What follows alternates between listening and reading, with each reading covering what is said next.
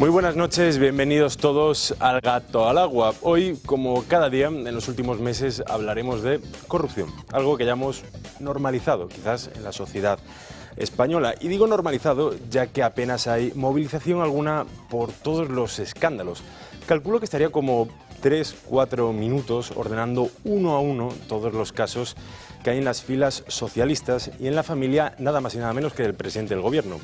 Desde el inicio de semana ha sido testigo el Tribunal Supremo. Por sus puertas ha entrado un exministro de Transportes y también secretario de Organización Socialista, predecesor del que está ahora mismo a estas horas en la cárcel, y hoy su antiguo asesor. La situación de España me recuerda al cuadro del perro semihundido de Goya en el Museo del Prado. Desesperación, angustia, pero ni un atisbo de movimiento. Sobre todo, lo que más me llama la atención son los más jóvenes. Parece que no es suficiente que el gobierno cada X tiempo la pifie con una ley que pone a las mujeres frente a sus agresores, que media cúpula socialista ande investigada, al igual que la familia del presidente, que las nuevas generaciones tengan que pedir permiso a sus padres o al casero para colgar un cuadro, ya que no tenemos acceso real a una vivienda, que uno de los partidos en el poder trata a las mujeres como mercancía, que la edad media del parque automovilístico español sea de casi 15 años, que lideremos la tasa de paro juvenil, que la sanidad y la educación pública no tengan una línea estatal clara y se anden arrastrando por las esquinas, que comprar fruta sea un privilegio o que las calles parezcan en algunas ciudades zonas de guerra. Pero los jóvenes sí se han movilizado, sí han acampado en las universidades públicas por una cosa, por Palestina. Oye, totalmente legítimo protestar por las barbaridades que comete el ejército israelí en Gaza. Fenomenal. Pero sí, tú, joven, si abres la nevera de tu piso alquilado para beber agua tras haber sufrido un robo en tu coche de hace 24 años y tener que esperar al mes que viene para arreglarlo porque ahora mismo no puedes, ¿de quién te acuerdas? ¿De Gaza? ¿De Han Yunis? ¿De Rafah? ¿O de Moncloa y su séquito? Miremos al mundo, Cuba, Madagascar, Serbia, Perú o Marruecos, incluso Marruecos, y comprobemos que los más jóvenes podemos poner al gobierno en apuros, en jaque. Cambiemos ese perro semihundido de Goya por la carga de los mamelucos.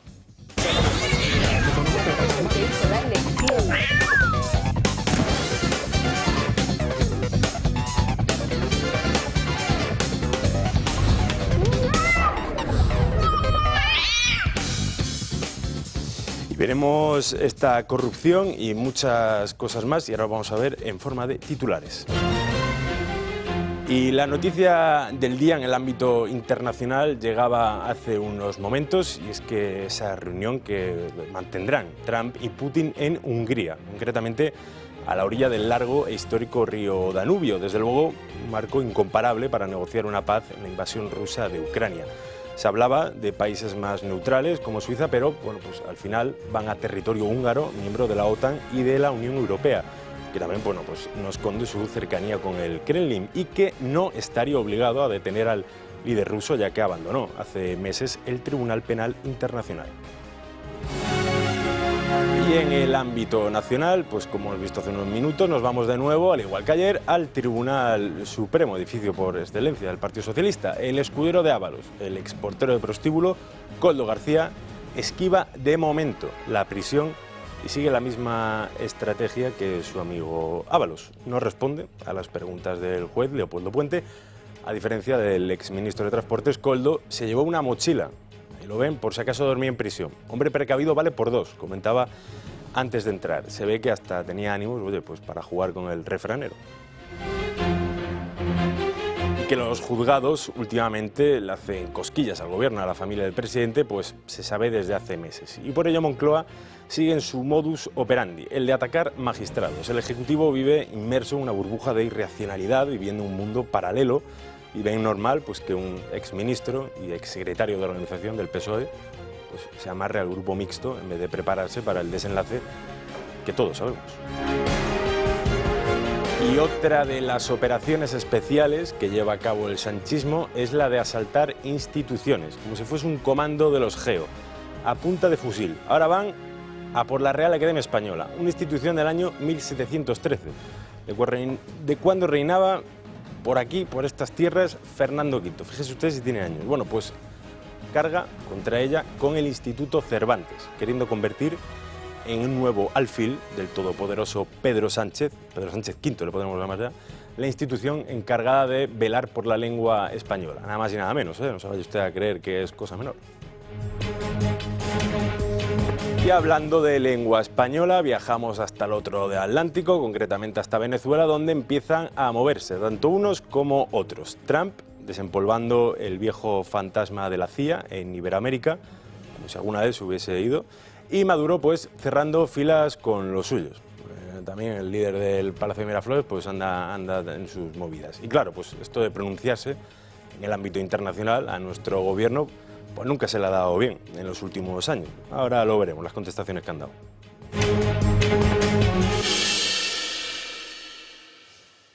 Y veremos todos estos temas que están en nuestro país y fuera de ellos con nuestros contertulios habituales. Muy buenas noches, Óscar Rivas, ¿qué tal?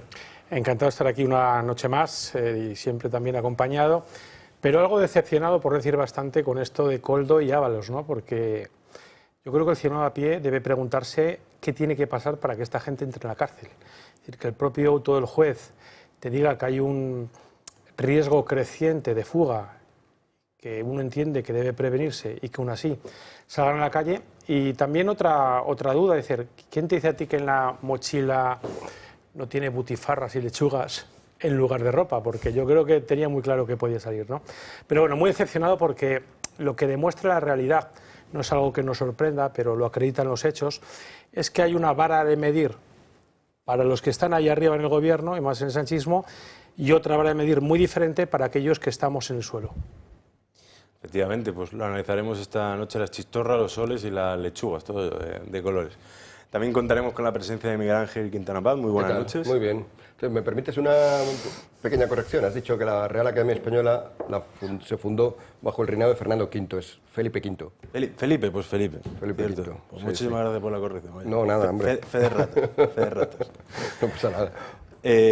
Carlos Flores, bienvenido, muy buenas noches. ¿Qué tal? Muy buenas noches. Oye, me ha llamado la atención eso que me ha hecho que se me encienda una lucecita, eso que has dicho acerca de la antigüedad del parque móvil español. Ayer mismo me llegaba un dato bastante curioso. ¿Sabes cuál es el coche más vendido del año pasado en Bélgica, Dinamarca, Holanda, Noruega, Suecia o Suiza? El Tesla modelo Y. El más vendido en Bahrein, Kuwait, Omán o Qatar, el Toyota Land Cruiser. ¿Sabes cuál es el modelo más vendido en España? Aquí un Mercedes, seguro, ¿no? El Dacia Sandero. Diseño rumano y construcción marroquí. El mismo que es el más vendido en Bulgaria, en Kosovo, en Marruecos y en Portugal. Ese es el nivel de la economía española que, según Sánchez, va como un cohete, pero en realidad va subida en un Dacia Sandero. No, desde luego. Coche dignísimo, dicho sea de paso, para la clase trabajadora, pero no es un Mercedes ni es un BMW. Total, dice mucho eso. A lo mejor es que aquí gusta el diseño rumano, ¿no? Has dicho que es... El diseño rumano y la tecnología marroquí, imbatible. Yo no tengo ni idea, pero es la gama baja de una marca, ¿no? Sí, Es y la marca es baja. Antigua marca rumana, comprada por Citroën, Eso en es. estos momentos fabricada en su inmensa mayoría, partes se siguen fabricando en Rumanía, pero el resto se sigue fabricando, se ha empezado a fabricar en Marruecos. Pues cuando uno accede a la gama baja es que no puede llegar a la premium, eso es evidente, porque a todos nos gusta más la premium. Y cuidado porque has dicho Kosovo, habría que ver la procedencia también del parque automovilístico precisamente de Kosovo. Si nos queremos parecer a esos países, peligrosos. Pues es que estamos jugando, me temo que en esa liga. Sí, bueno, no. Estamos jugando, me Con temo los que en esa mejores. liga. Exacto. Bulgaria, Kosovo, Marruecos. En vez de estar en la Champions, estamos en la Conference League de la economía europea. Bueno, en fin. Y también con Alejo Vidal Cuadras. Bienvenido, muy buenas noches. Buenas noches. Sí, la política exterior de este gobierno es realmente fabulosa, ¿no? Estamos enfrentados con Estados Unidos, con Israel, con bastantes socios nuestros de la Unión Europea y somos íntimos amigos de Maduro y de Hamas. Yo creo que es una política exterior. Y estamos sometidos al comendador de los creyentes, ante el que nos ponemos genuflexos. Entonces, es una política exterior que sin duda nos va a llevar al éxito, ¿no? A nivel internacional. Es patético. A mí, de lo que has explicado en tu introducción, me produce particular inquietud la última maniobra del gobierno para liquidar a la sociedad civil española y a la calidad de nuestras instituciones, que es el asalto a la Real Academia, ¿no? Es decir, la Real Academia es una institución venerable, como se ha recordado aquí, y de un enorme prestigio. O sea, allí se han sentado académicos de talla intelectual y cultural, y absolutamente fabuloso, ¿no? Y una cosa curiosa, Miguel Ángel, que cuando Franco da orden de quitarles el sillón a los exiliados republicanos, don José María Pemán, poeta, por supuesto, muy del régimen, pero no mal poeta, no mal poeta. Y escritor. Escritor, Prosista también es muy Su bueno. narrativa es muy buena. Como García Montero, que es un poeta dramaturgo. mediano. O sea, don José María Pemán dice que no se les quita el sillón a los exiliados republicanos. O sea, esto lo digo porque, claro, como estamos, en fin, tenemos el gobierno, hablando de Real Academia, Yoli, la ministra de Trabajo, ha dicho, Donald Trump quiere profesar un castigo a los españoles. Se profesa una fe, se profesa una asignatura. ¿Aplicar? Pero claro, profesar un castigo, eso.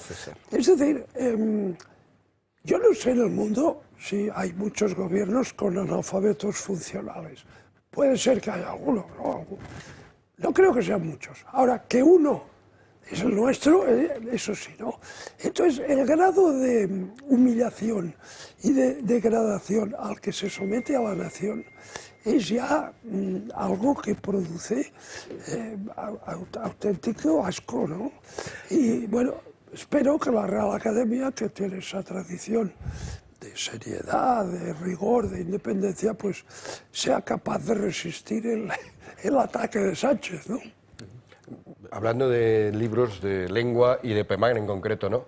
Y de Franco, que uno de los libros que a mí más, si me permitís la pequeña recomendación, que más me ha enseñado, por supuesto, sobre Pemán, que como decíamos es un gran escritor, pero sobre el propio Franco, es Mis conversaciones con Franco, escrito por Pemán, donde descubres justo por esto que estás diciendo, porque estamos hablando de una persona que estaba en el régimen, Pemán, pero que no era una especie de saltimbanqui a las órdenes, ni muchísimo menos, y por lo tanto mantiene una cierta independencia y una distancia con una cierta simpatía, pero ya digo, pero una capacidad. Entonces es realmente, y luego las anécdotas que cuenta, pues son muy divertidas, ¿no? Por contar, de las muchas que hay, por decir una, él conoció a Franco, la primera vez que le ve, es años antes de la guerra, en Oviedo, en una cena que hay, por cierto, bastante... En realidad no era la cena, era la poscena, o sea que era una situación muy noctámbula. Dice que era la 1 de la madrugada, cuando llegó ahí a una casa, había como 2 turnos, los que cenaban y luego los de la tertulia.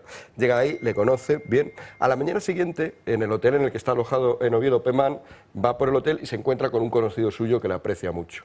Y el conocido va con una tercera persona y le dice el conocido a la tercera persona: mire, Fernández, aquí tiene usted a José María Pemán, que es la persona que mejor escribe de España. Y Pemán en ese momento se quedó pensando y dijo: pues creo que ayer conocí a la persona que mejor calla de España, refiriéndose obviamente a Franco. Tiempos que no volverán. Pero ves qué ingenio, ¿no? Pero por eso, sí, excelente. Yo por eso bueno, y hay muchas más. Bueno, es que me podría poner aquí media hora. El libro este refinamiento nos recuerda a Óscar Puente. Sí, totalmente. ¿No? Yo me acuerdo que conocí a Pemán porque el profesor de literatura, que tenía yo 16 años, dijo: hay un escritor que tiene un poema, el poema de la bestia y el ángel. El profesor era muy de izquierdas. Dice que debería estar prohibido. Es decir, y dije, vamos a intentar encontrarlo. Y a través de ese poema conseguí conocer a Pemán. Y se lo recomiendo a todo el mundo porque es excepcional. Es muy ameno, es brillante. Y aparte, el régimen ya estaba con Miguel Primo de Rivera en Unión Patriótica, recordad. Y era brillante de lo que hacía. Además, según dicen todos esos anecdotarios, muy vivo. Sí, completamente. Podemos volver a la Real Academia. El problema con la Real Academia es precisamente ese, el de su independencia multisecular, en un momento en el que la independencia de las instituciones no es particularmente bien vista. La Real Academia le ha hecho no menos de dos feos al sanchismo. Uno, el oponerse al lenguaje no sexista, llamado lenguaje no sexista o inclusivo, que eso es lo que más le ha molestado en la administración, y otra, decirle y en la Constitución, cuando Sánchez propone traducir la Constitución al lenguaje no sexista, la Real Academia le dice: la Constitución está escrita en un correcto castellano, no está escrito en un castellano sexista, no es necesario cambiarlo.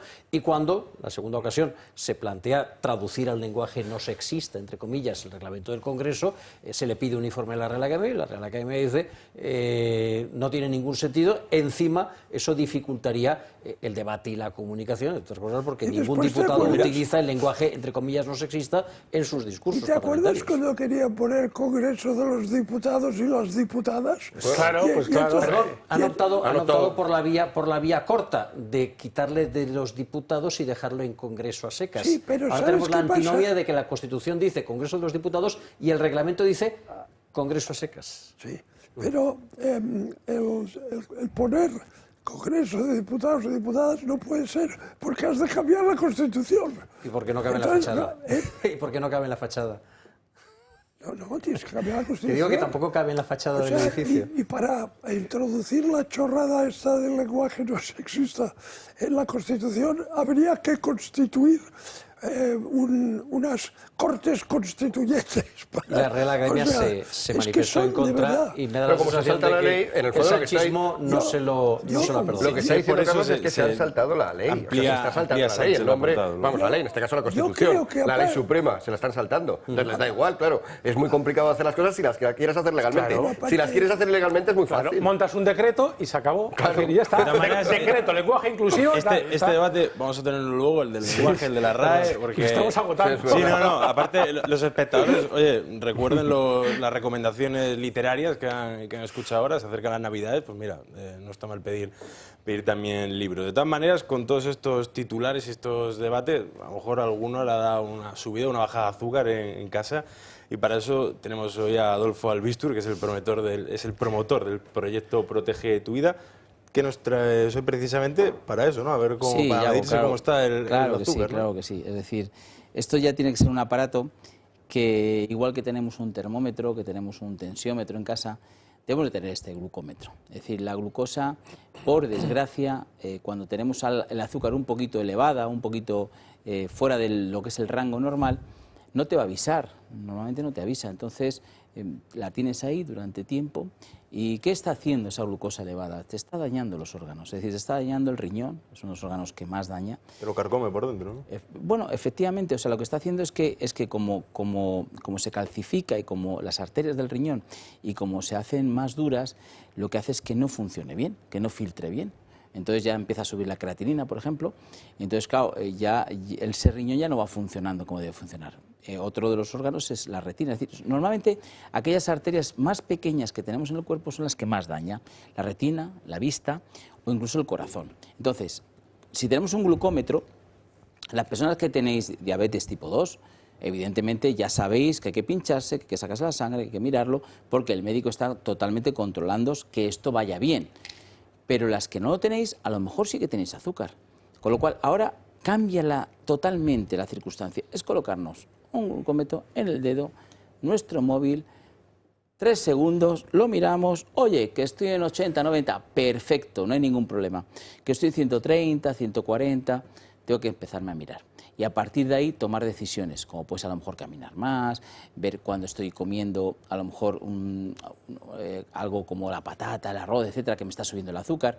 Pero el caso es saberlo, lo más importante es saberlo, luego ya ponernos en manos del médico. Así que os recomiendo de veras que tengamos un glucómetro en casa, que sea otro de los aparatitos que nos va a venir muy bien para que nuestra vida sea mucho mejor, se alargue y sobre todo no se dañe. Porque el problema de la glucosa, Yago, es que no te avisa, es algo que te va dañando y cuando te das cuenta te ha dañado un órgano. Es demasiado tarde. Claro, es tarde, porque ya te ha dañado el órgano, ya no te avisa. Así que de veras os recomiendo que tengáis este glucómetro, tenéis ahí un teléfono, ese 900-730-101, llamadnos, buen descuento para vosotros.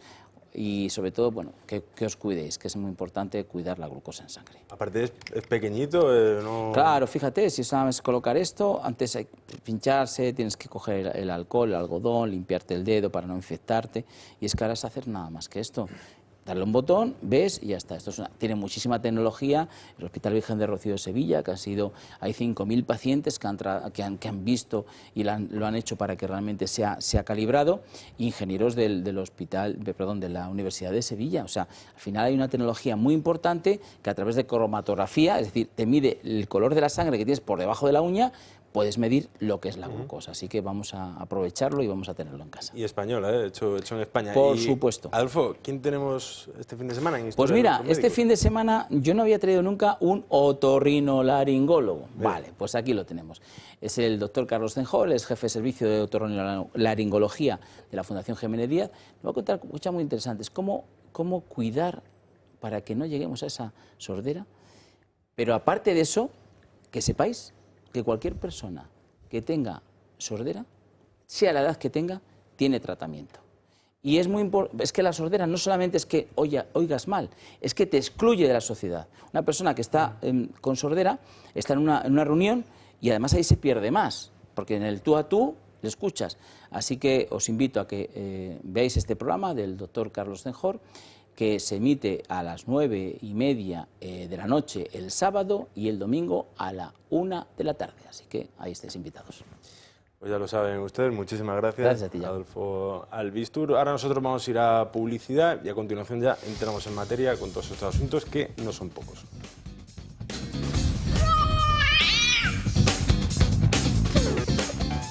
Pues ya estamos de vuelta, entramos en materia y, como no, pues por la puerta grande, al caso Coldo, a la corrupción, que hoy, bueno, pues de nuevo alguien cercano al PSOE vuelve a entrar por las puertas del Tribunal Supremo, cada cual, bueno, pues hoy con una mochila, pensaba que iba a dormir en prisión, ya tenía experiencia en los últimos meses de gente que entraba andando y salía en un vehículo policial camuflado, pero hoy no. Hoy ha salido, desde luego, no sé si más o menos cargado con lo que llevaba dentro de la mochila, pero salir ha salido. El futuro no se sabe, pero todos los detalles nos lo cuenta nuestra compañera Gloria Sacristán. El Supremo deja también en libertad a Koldo García. Buenos días, señor Koldo. Con una bolsa en mano por si tenía que dormir en prisión, el exasesor de José Luis Ábalos ha llegado al Supremo minutos antes de su citación. Koldo ha seguido la misma estrategia del exministro Ábalos y también se ha negado a declarar, supuestamente ante la imposibilidad de acceder a los audios que sustentan buena parte de los indicios de delito. Fuentes presentes en la sala señalan que el fiscal ha reprochado a Koldo García su locuacidad ante los medios y su silencio en el Supremo. A pesar de ello, Anticorrupción no ha pedido su ingreso en prisión, pero recalca que los indicios contra él se han reforzado con el último informe de la UCO. Por el contrario, sí han pedido su ingreso en prisión 8 de las 9 acusaciones populares. Tras celebrar la vista, el juez ha decidido dejarlo en libertad. El magistrado no aprecia ni riesgo de destrucción de pruebas ni riesgo de reiteración delictiva. Lo que sí ve es un creciente riesgo de fuga por sus vínculos internacionales y destaca en su auto los sólidos indicios de criminalidad. A pesar de ello, el magistrado considera que no se dan con suficiente peso las razones que justifican una medida tan restrictiva como el encarcelamiento preventivo. Eso sí, avisa que Koldo García puede disponer de dinero que aún no se ha localizado. Pues ustedes lo han escuchado, el juez, bueno, pues ve indicios, pero hoy pues duerme en su casa, no sé, solo acompañado, pero desde luego el riesgo de fuga, como esta trama no tiene absolutamente ninguna arista internacional, pues oye, aquí está, en España y libre. A ver, yo soy por deformación profesional respetuoso con las decisiones judiciales y sobre todo, y más todavía cuando son decisiones judiciales tomadas pues con todas las pruebas y con todos los testimonios sobre la mesa, como este es el caso. Pero esta llama un poquito la atención. A ver, nuestro sistema procesal contempla la prisión provisional como un recurso extremo.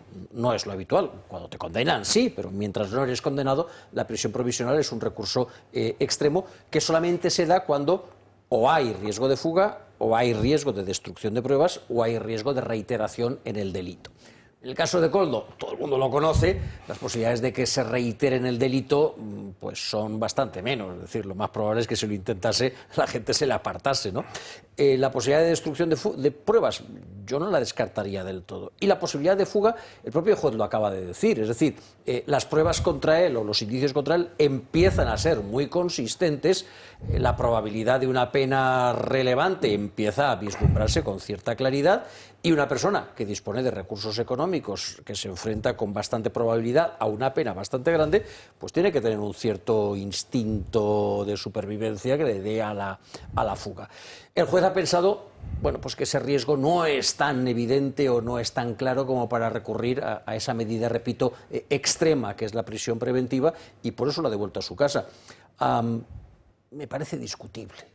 Me parece, como mínimo, que se podría haber enfocado también desde la otra perspectiva. Es decir, efectivamente, un tío que puede fugarse, que tiene motivos para fugarse, pues a lo mejor acaba fugándose. Claro. Alejo. A ver, yo creo que el juez está actuando con prudencia, ¿no? Es un caso que despierta una atención desmesurada de los medios de comunicación, y además es un caso con un componente político muy agudo, ¿no?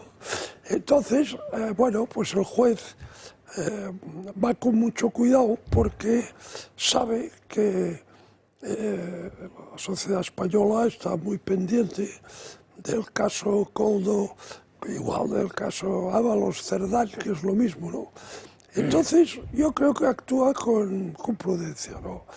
Entonces, los jueces tampoco son máquinas de inteligencia artificial, ni robots, es decir, son seres humanos, afortunadamente. Y, bueno, pues ponderan muchas cosas, y yo creo que esto ha pesado en el ánimo del juez, ¿no? Es decir, en el margen de interpretación que tengo, como explicabas tú muy bien, ¿no? Que hay yo creo, Alejo, perdona, que si todos estos datos que maneja el juez los metes en una aplicación de inteligencia artificial, sí, Koldo pasa la noche en la cárcel. Entonces, me estás dando yo diría que la IA lo mandaba a la sombra, ¿eh? Pero me estás dando la razón, que es que un juez no es una inteligencia artificial, ¿no? Entonces, yo creo que se mueve con prudencia, porque además está siendo objeto de ataques feroces por parte del PSOE y de sus terminales mediáticos, ¿no? Que le llaman de todo menos bonito, ¿no? Entonces él actúa con una cautela comprensible, pero también es verdad que ha dicho que no lo descarta en el futuro, ¿eh? O sea que la espada de Damocles está sobre Koldo y sobre Ábalos, ¿no? Y después ya supongo que discutiremos o hablaremos de eso que está haciendo correr tanta tinta, ¿no? Que es ese comentario, ¿no? Esa coda, ¿eh? Me causa estupor ver que todavía sigue de diputado. Ahí se ha generado ya... ¿Ves? Ahí le ha faltado prudencia, porque ha dicho una cosa que todos la pensamos aquí y en la calle, ¿no? La gente dice, pero ¿cómo puede ser que este individuo, con lo que hemos sabido y lo que hemos escuchado de esos audios, sea diputado, le estemos pagando un sueldo? O sea, es algo inaudito, ¿no? Bueno, Carlos ha empezado su intervención desde el respeto y desde la formación profesional. Eres un jurista, pero has terminado tu intervención hablando de que la medida es discutible. Es decir, y eso es la cuestión, es decir, porque hablas con otros juristas, y aparte también está el sentido común, ¿no? Porque cuando tú lees ese auto, es decir, llama muchísimo la atención eso de hay un creciente riesgo, lo mismo que pasaba con Ábalos, de criminalidad, o sea, de que se vaya. Es decir, y si hay un riesgo de que se vaya, yo creo que hay que prevenirlo, porque con todo lo que estamos sabiendo y todo lo que queda por saber, es decir, es mucha literatura la que tiene que leerse la UCO y mucha criminalidad, deduzco, la que también hay pendiente de descubrir, ¿no? Con lo cual, comprendiendo la prudencia que tiene el juez y desde luego compartiendo el respeto que merece, es decir, hombre, es una excepción, porque aun con todo ese entorno, yo tengo la duda de si un hombre de a pie, el hombre común, el hombre de la calle, tendría en unas circunstancias, no digo ya parecidas, sino la mínima expresión de lo que tienen por detrás en su mochila Koldo y Ábalos, el mismo tratamiento, ¿no? Y por otra parte sí quiero compartir contigo lo que has dicho, Alejo, de la presión a la que está expuesto, evidentemente. Es decir, tú lees las redes sociales y son brutales. Es decir, después lees en la prensa que ha recibido cartas manuscritas de amenaza a la familia, y eso no es lo peor. Lo peor es lo que viene de los medios de comunicación, satélites, vasallos de las izquierdas, ¿no? Es decir, que hablan de prevaricación para arriba, ¿no? Y están constantemente alentando la presión, ¿no? Y sobre todo intentando descentrarlo. O sea, yo entiendo esa parte, ¿no? Es decir, pero aún así no puedo dejar de hacer ver mi decepción y mi sorpresa, porque daba por hecho, a la luz de todo lo que escuchábamos, de que este hombre podía entrar en la cárcel. De todas formas, no hay duda que tanto Ábalos como Koldo serán condenados y acabarán en la cárcel. Vamos, no hay ninguna duda. Aquí surge una pregunta, porque el otro día se hablaba de que el límite de 176 diputados para que haya mayoría absoluta, en el caso de que Ábalos entrara en prisión, que ¿cuál sería? Pero no, quiero decir, si hay un diputado menos, entraría un diputado del PSOE, ¿no? Si Ábalos renunciase al escaño, puede estar en la cárcel. Si Ábalos renunciase al escaño, entraría el siguiente. Pero es que te metan en la cárcel no quiere decir que renuncies. Correcto. Es decir, entrar en prisión supondría la suspensión de su condición de parlamentario por incapacidad para cumplir con sus funciones, pero seguiría siendo parlamentario. No perdería el escaño, seguiría siendo parlamentario. Solamente perdería el escaño si renunciase a él o fuese condenado a inhabilitación. Pero puede ser parlamentario mientras está en la cárcel. Lo que pasa es que no podría ejercer sus funciones. Pero en el caso de Ábalos no habría ninguna diferencia. En lo que llevamos de legislatura, Ábalos ha intervenido en la Cámara. En la Cámara, cuando digo en la Cámara, digo en el Pleno o en cualquiera de sus 30 y tantas comisiones, una vez. Concretamente, el 19 de diciembre del 23. En estos momentos forma parte de una sola comisión, que es la Comisión de Peticiones, porque el reglamento dice que los diputados tendrán necesariamente que formar parte de una comisión. De todas las demás comisiones en las que estaba, fue apartado por su partido cuando pasó al grupo mixto, y solamente está en la Comisión de Peticiones, que, con perdón, es una amarilla. Y viene a votar. Es decir, este señor ingresa lo que ingrese por pulsar un botón durante 10 minutos a la semana. Claro, y eso es lo que le importa al gobierno. Por lo tanto, si estás en la cárcel no puedes ejercer tus funciones como diputado. Pero en el caso de Ábalos no habría ninguna diferencia. ¿Ha votado siempre a favor del PSOE? Siempre. O sea, como si siguiera en el grupo. Siempre. De hecho, yo lo sé porque su escaño está cerca del mío. Unos minutos antes de la votación viene el correspondiente paniaguado enviado del PSOE, no viene en moto porque es dentro del hemiciclo, y le deja el cuadernillo de votación.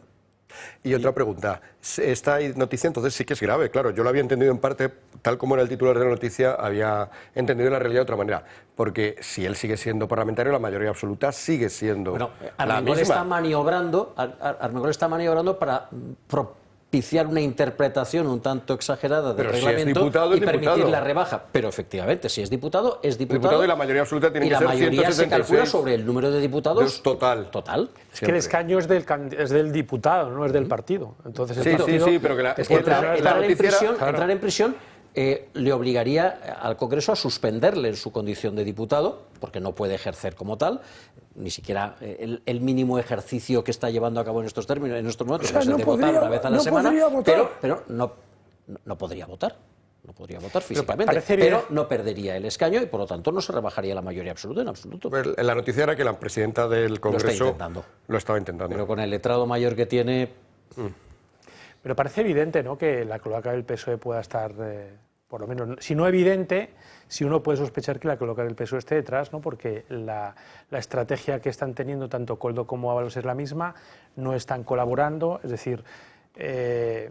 a mí me parece que hay una cierta sincronía entre uno y otro. Es decir, déjame que y subraye, desde luego Koldo tiene detrás al PSOE. Déjame que subraye esto porque yo creo que la gente o la opinión pública no lo tiene bien claro. Es decir, Ábalos pasó al grupo mixto en el momento en que explotó su caso. Fue expulsado del grupo parlamentario y pasó al grupo mixto. No fue expulsado del partido.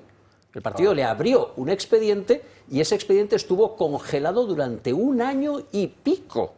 El propio Ábalos se quejó de que su expediente no progresaba adecuadamente, de que los estatutos del partido decían que los expedientes se tenían que resolver, no sé si en 1 mes o en 3 meses o en lo que sea. Pero incluso en estos momentos, expulsado del partido y expulsado del grupo parlamentario, sigue recibiendo puntualmente su cuadernillo de votación y sigue votando con el PSOE.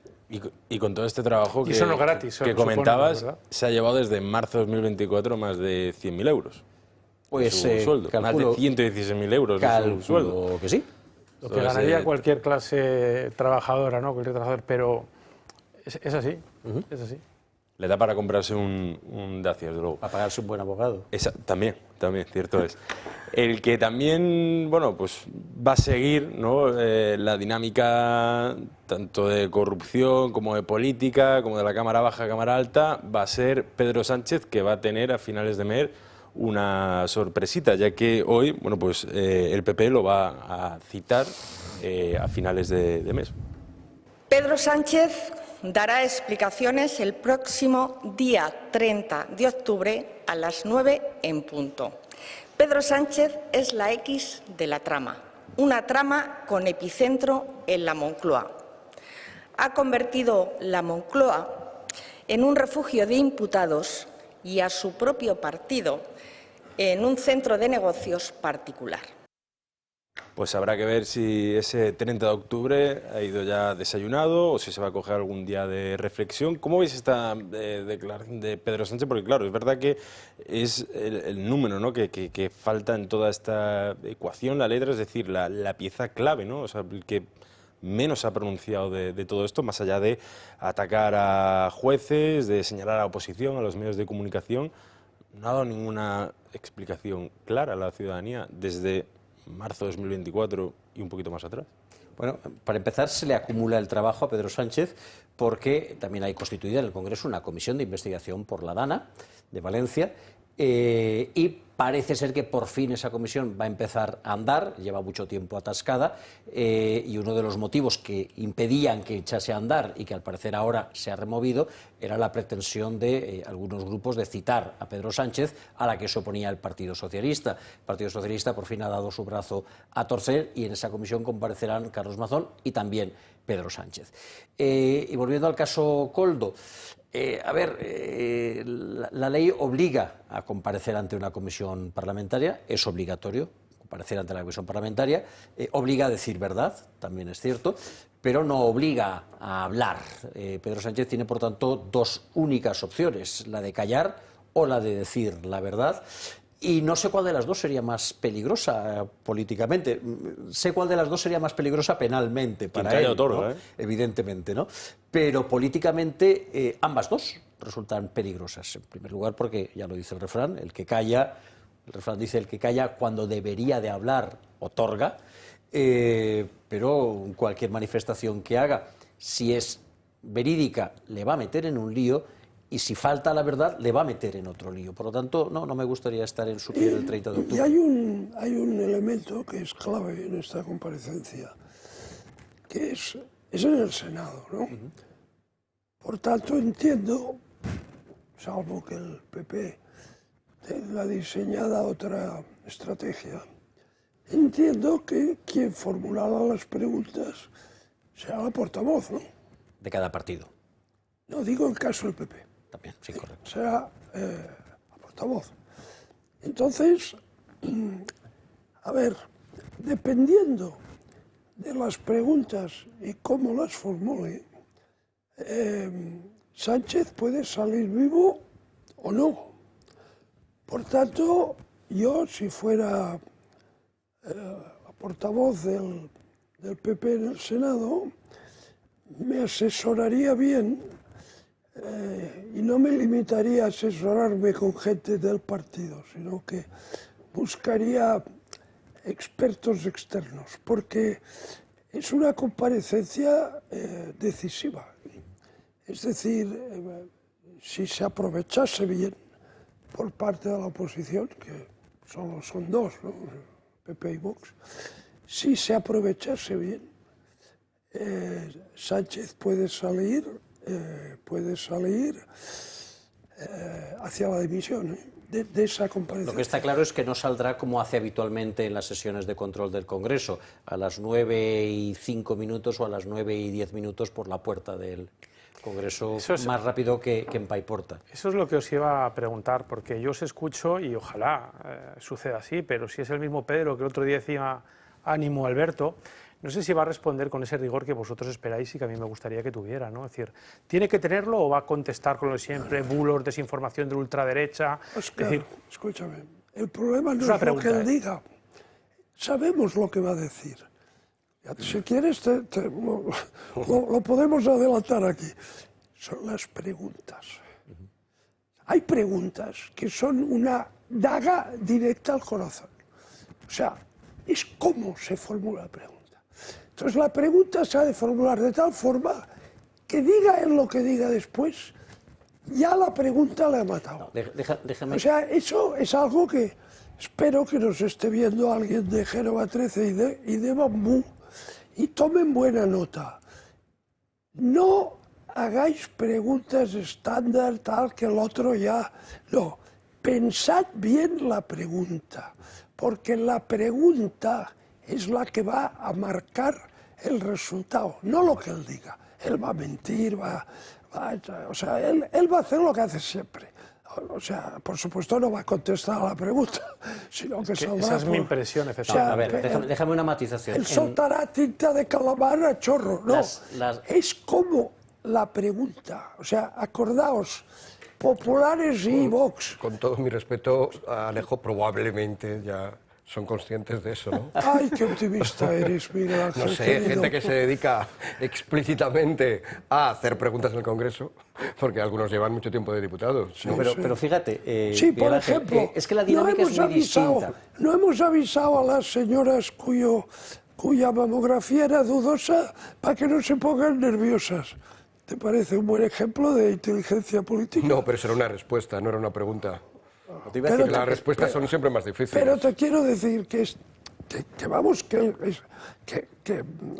las pifias, Sí, si quieres sí, claro. hacemos la lista. Entonces, como esta ocasión es decisiva, porque es decisiva, porque va a estar no solo España, va a estar toda Europa mirando a ver lo que dice este forajido. Entonces, las preguntas tienen que estar muy bien pensadas. No, te iba a decir que también es muy importante el marco y el procedimiento. En las sesiones de control al Gobierno, en el Congreso y en el Senado también, el procedimiento está enormemente anquilosado. Es decir, tú tienes 2 minutos y medio, pregunta, respuesta, pero el interrogado, el interpelado, puede escaparse por la tangente. Y de hecho es lo habitual. Es decir, tú preguntas una cosa y el otro te responde otra cosa completamente distinta. Y si no te gusta, te tienes que aguantar porque terminó tu turno y te tienes que sentar. El micrófono se apaga, ¿no? Aquí no. Aquí vamos a tener un formato completamente distinto, en el que cada senador dispondrá de cada grupo, cada portavoz de cada grupo dispondrá de unos minutos, 10, 15, los que disponga la presidencia de la comisión, para debatir con el compareciente. Y será un tú a tú, en donde uno podrá interrumpir al otro, en donde podrá repreguntar, en donde podrá decirle esa respuesta no es satisfactoria, en donde podrá decirle usted se ha salido por la tangente, volvamos al tema. Repito, en donde hay un debate de tú a tú, perdón, sino de arriba a abajo, porque al fin y al cabo el que juega en casa es el senador, en este caso Pedro Sánchez es el equipo visitante. Pues sí, pero hablabas de la sesión de control y hasta la llegada de Sánchez había cierto respeto los miércoles cuando se controlaba al Gobierno, es decir, se solía responder a aquello que se preguntaba, es decir, no creo que aquí... Evidentemente, entendiendo perfectamente cuál es la diferencia entre uno y otro marco, vaya a cambiar, pero lo que sí te puedo garantizar es que no va a dimitir, Alejo. Es decir, no me contagiéis ese optimismo. Ojalá, pero no va a dimitir este señor para nada. Piensa que él está muy al borde. Sí, de la misma. pero llevamos año y medio diciendo que está al borde, desde que empezó la legislatura prácticamente está al borde. Para mí la pregunta clave a este respecto de si dimitirá o no es: ¿dónde está mejor Pedro Sánchez para lo que le viene, para el abismo, incluso si quieres llamarlo así, para todo lo que viene, para la continuación del calvario? El calvario ya empezó hace un tiempo, pero para la continuación del calvario judicial, ¿dónde está el mejor? ¿Desde el gobierno o fuera del gobierno? Y me temo que la pregunta es que está apabullantemente mejor quedándose en el gobierno, y por lo tanto, pues lo que va a hacer. Y sobre todo cuando tiene unas expectativas de que ese gobierno sea sine die, es decir, sempiterno, que no termine, es decir, porque lo que estamos viendo, y después hablaremos de la Real Academia de la Lengua, es decir, es instaurar una tiranía en la que ya estamos bastante sometidos. Es decir, no os digo nada cuando llegue la ley Bolaños, que eso es ya cargarse por completo. Eso iba a decir, expectativas nada irracionales. Efectivamente, es decir, es que muy razonables. Yo vengo de Bolivia, es decir, 20 años de masismo y bueno, captas mucha información, hablas con uno y con otros. Oye, han cambiado a 300 jueces en 20 años. Este señor quiere cambiar a 1000 jueces y fiscales. Eso es cargarse por completo el Estado de Derecho. Y por supuesto, 1000 jueces y fiscales a dedo y sobre todo con una perspectiva ideológica y muy que clara. lleven la instrucción de los procesos penales. Los fiscales. Claro, efectivamente, No el juez de instrucción. que alteraría todo el rumbo de los procesos ahora mismo que tenemos, sobre todo con Begoña. Es decir, que estamos hablando de algo muy serio. Yo estoy con Miguel Ángel. Está mucho mejor en el gobierno que fuera del gobierno. Sobre todo cuando tiene la expectativa de eso mismo, de estar en un gobierno que se va a eternizar. Porque si esto se lleva a cabo en el de Bolaños, despedidos. Es decir, eso el 30 de octubre, pero el 18 de este mes, a las 12 del mediodía, en el Auditorio Nacional, con Paco Montalvo, orquesta y coros. Vamos a tener más de 50 voces, también otros que cantan, aparte de la corrupción, acompañando nada más y nada menos que al genio del violín flamenco. Y si te gusta, bueno, pues la buena música, la emoción en directo, vivir algo realmente pues especial, como están escuchando, pues este es tu momento. Quedan muy pocas entradas, no te lo pierdas. Paco Montalvo, orquesta y coros, el 18 de octubre en el Auditorio Nacional de Madrid. Compra ya tu entrada en el Corte Inglés. Ahora nos vamos a ir a publicidad y luego vamos a seguir analizando la corrupción, que tiene un segundo episodio. O sea, no se vayan, que esto no se acaba. Pues ya estamos de vuelta, seguimos con el apartado de corrupción socialista y en esta ecuación hemos hablado de Koldo, de Pedro Sánchez y ahora vamos pues a por otro pilar fundamental, que es Ábalos. Y hoy, desde luego, bueno, no ha estado en el epicentro, ¿no?, de la noticia, no ha desfilado por el Tribunal Supremo, pero su casa, por ejemplo, hoy ha amanecido con unas pintadas bastante curiosas. Vamos a verla ahora en imágenes.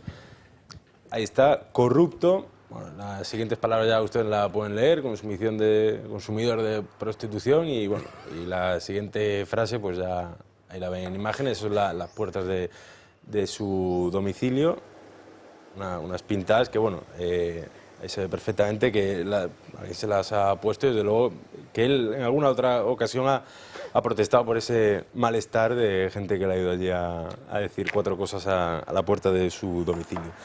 Más allá de este episodio en las puertas del domicilio de José Luis Ábalos, toda esta marabunda, ¿no?, de corrupción y de juicios, de puertas, de tribunales, hay un modus operandi del PSOE que lo hemos visto en todos estos meses, que se repite constantemente, que es el de atacar a los medios de comunicación, atacar a la oposición y también menospreciar la labor de los jueces. Y ahora, le ha tocado a Leopoldo Puente, por, como comentaba antes Alejo, expresar su opinión. Vamos a verlo. Ofensiva socialista contra el juez del Supremo Leopoldo Puente, por cuestionar que el exministro José Luis Ábalos siga siendo diputado. Este instructor no es ajeno al natural estupor que produce que una persona frente a la que gravitan tan consistentes indicios pueda mantenerse en el curso del procedimiento penal que sigue contra él, ejerciendo a la vez las altas funciones que corresponden a un miembro del Congreso de los Diputados. Se trata, creo, de un buen motivo para la reflexión. Las palabras del magistrado han causado verdaderos sarpullidos en las filas socialistas. Todo el mundo que respeta la separación de poderes sabe que los jueces aplican las leyes y no necesitamos que opinen sobre ellas. Lo que pasa es que en el colectivo de jueces de este país hay elementos muy curiosos, ¿no?, a los que no se puede criticar porque salen todos en tromba para protegerse y para denunciar que les estamos criticando, hay jueces que no respetan. Incluso el vicepresidente del Congreso ha invitado al juez Leopoldo Puente a presentarse a las elecciones si quiere reformar la legislación. Cualquier ciudadano puede opinar al respecto de lo que se puede hacer y no hacer en el ámbito del Congreso de los Diputados. Y por tanto, bueno, opinar sobre la legislación, pero también hay una manera de vehicularlo, que es presentarse a unas elecciones. La vicepresidenta primera del Gobierno y ministra de Hacienda, María Jesús Montero, pide que se respete la separación de poderes. Cada poder tiene que influir en su ámbito. Hasta ahí os lo puedo comentar. Por su parte, el líder de los populares comparte el estupor del juez del Tribunal Supremo. La inmensa mayoría de los españoles comparte el estupor, por utilizar un adjetivo que creo que es muy correcto del auto, de ver cómo las tres personas que encumbraron al señor Sánchez, una declaró ayer ante el Tribunal Supremo, otra lo hará esta mañana y la otra está en la cárcel. Pues ya lo ven ustedes, esta es la situación desde luego del Gobierno y los jueces, no sé cómo lo ve la mesa. ¿Produce risa alguno? Yo estoy reponiéndome de lo del adjetivo estupor. Corramos un estúpido velo. Luego en la parte de lo de la RAE, cuando comentemos lo de la RAE volvemos a ello, esto de que Feijóo considere estupor un adjetivo. Habría que sustituir el servicio militar por un servicio civil obligatorio en la RAE para todos los diputados españoles durante 12 meses, ahí haciendo de becarios por lo menos, ¿no? Vamos a ver, es muy curioso, ¿no? Es decir, Pachi López, tío, tú lo has tirado de tu grupo parlamentario. Lo has tirado de tu partido. No te extrañes que haya un juez que diga, a mí también me extraña que siga siendo diputado. Es decir, si tú mismo lo has tirado, consideras que no merece ser diputado socialista, que no merece ser afiliado socialista, pues no te extrañe que alguien diga, no entiendo cómo sigue siendo diputado, aunque sea diputado del grupo parlamentario mixto. Por lo tanto, aquí nos la cogemos con papel de fumar, pero bueno, en cualquiera de los casos, es verdad, el juez no tendría que haber opinado sobre esa cuestión en el auto. ¿Qué opinen ellos? ¿Qué opinen ellos? Pero es un auto. No es una sentencia, ¿eh? Si quieres una sentencia. No nos acordamos. ¿Qué opinen ellos? Es decir, no los que piensan acordamos. que el juez no está legitimado para opinar porque no hay que intervenir. Opina tú, dime lo que piensas. ¿Crees que es digno de representar a los ciudadanos? No nos acordamos. De Valencia, por cierto. Punto de legitimidad a mi favor, de Valencia. Nos acordamos de una frase en una sentencia que hizo caer un gobierno, ¿no? Nos acordamos de eso. ¿Y qué pasó con esa frase? Que el Supremo dijo que no procedía y obligó a retirarla de la sentencia. Lo que pasa es que el mal ya estaba hecho. Tendría que haberse anulado. O sea que estos que ahora se empinan mucho con la separación de poderes porque el magistrado del Supremo se ha permitido un comentario en un auto, repito, en un auto, son los que maniobraron para que en una sentencia hubiera una frase totalmente fuera de lugar que hizo caer un gobierno. Entonces, vamos a ver, un poquito de decencia, porque el nivel de hipocresía y de desfachatez llega a extremos intolerables, ¿no?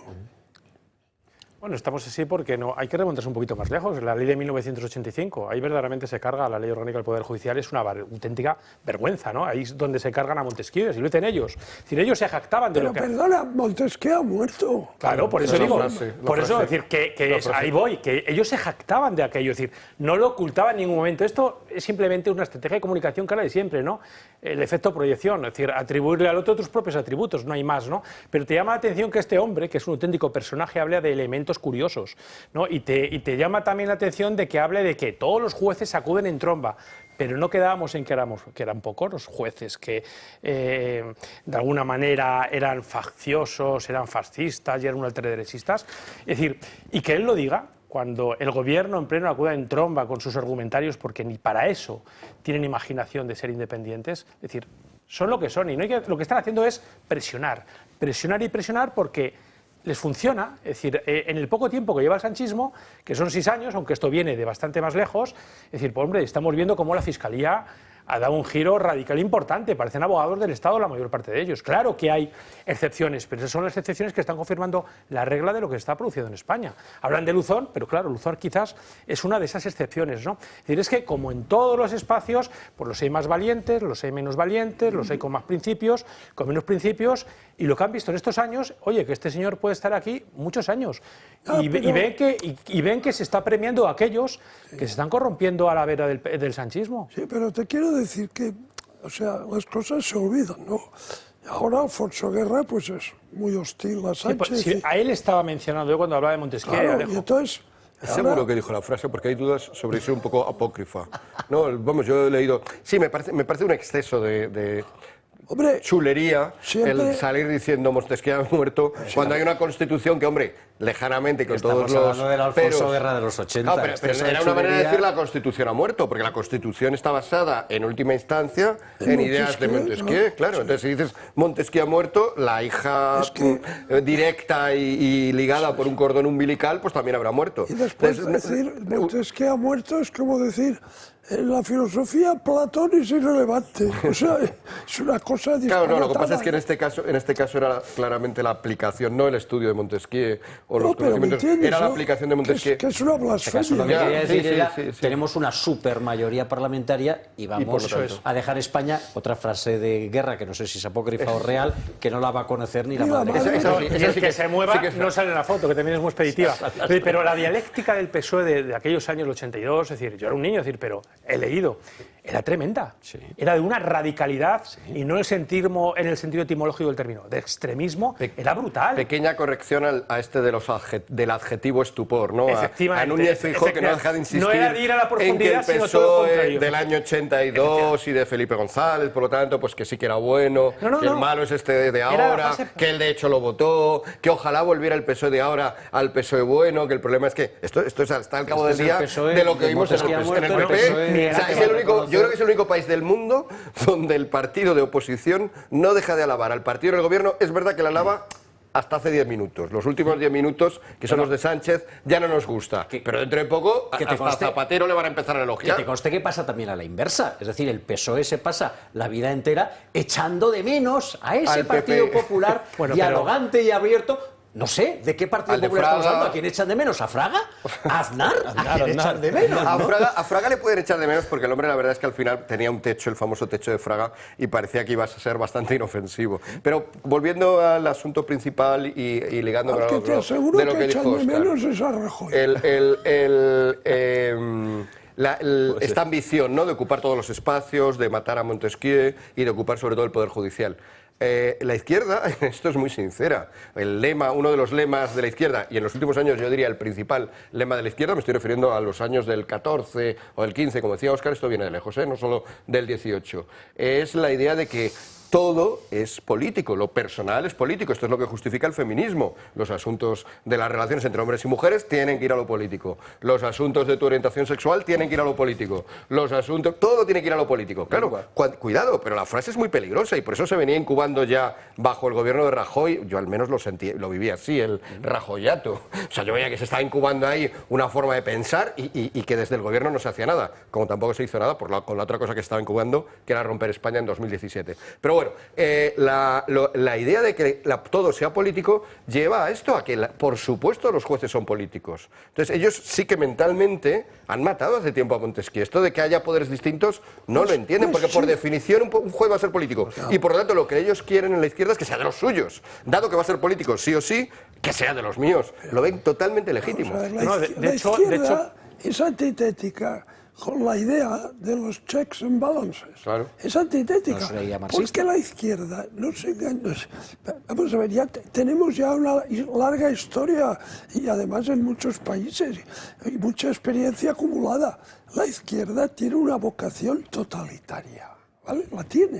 La lleva en su seno y además tiene, lo siento decir, a veces una pulsión criminal. O sea, porque cuando tú estás en posesión de la verdad y eres moralmente superior a todo el mundo y además crees que puedes sacrificar a toda una sociedad para que llegue el futuro luminoso, ¿qué haces? Pues matas gente. Es que la definición... O matas gente o la metes en un gulag. O sea, porque claro, es que como tú eres moralmente superior, porque si una cosa tiene de bueno el liberal conservadurismo, es que es humilde y dice, bueno, yo no lo sé todo, hay que probar, lo que funciona es la prueba y el error. O sea, es intelectualmente mucho más humilde. La izquierda no, la izquierda es tanto intelectual como moralmente avasalladora, o sea, porque está en posesión de la verdad.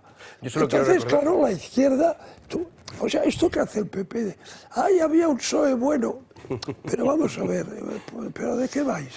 O sea, por favor. A ver, si lo ha dicho Miguel Ángel. Primero, yo solo quería subrayar. Al hilo de lo que dice es como que hay un nacionalismo moderado. Un nacionalismo moderado, ¿dónde está? A ver, ¿dónde está? Al hilo de lo que dice. O sea, puede sonar fuerte lo de que la izquierda es totalitaria.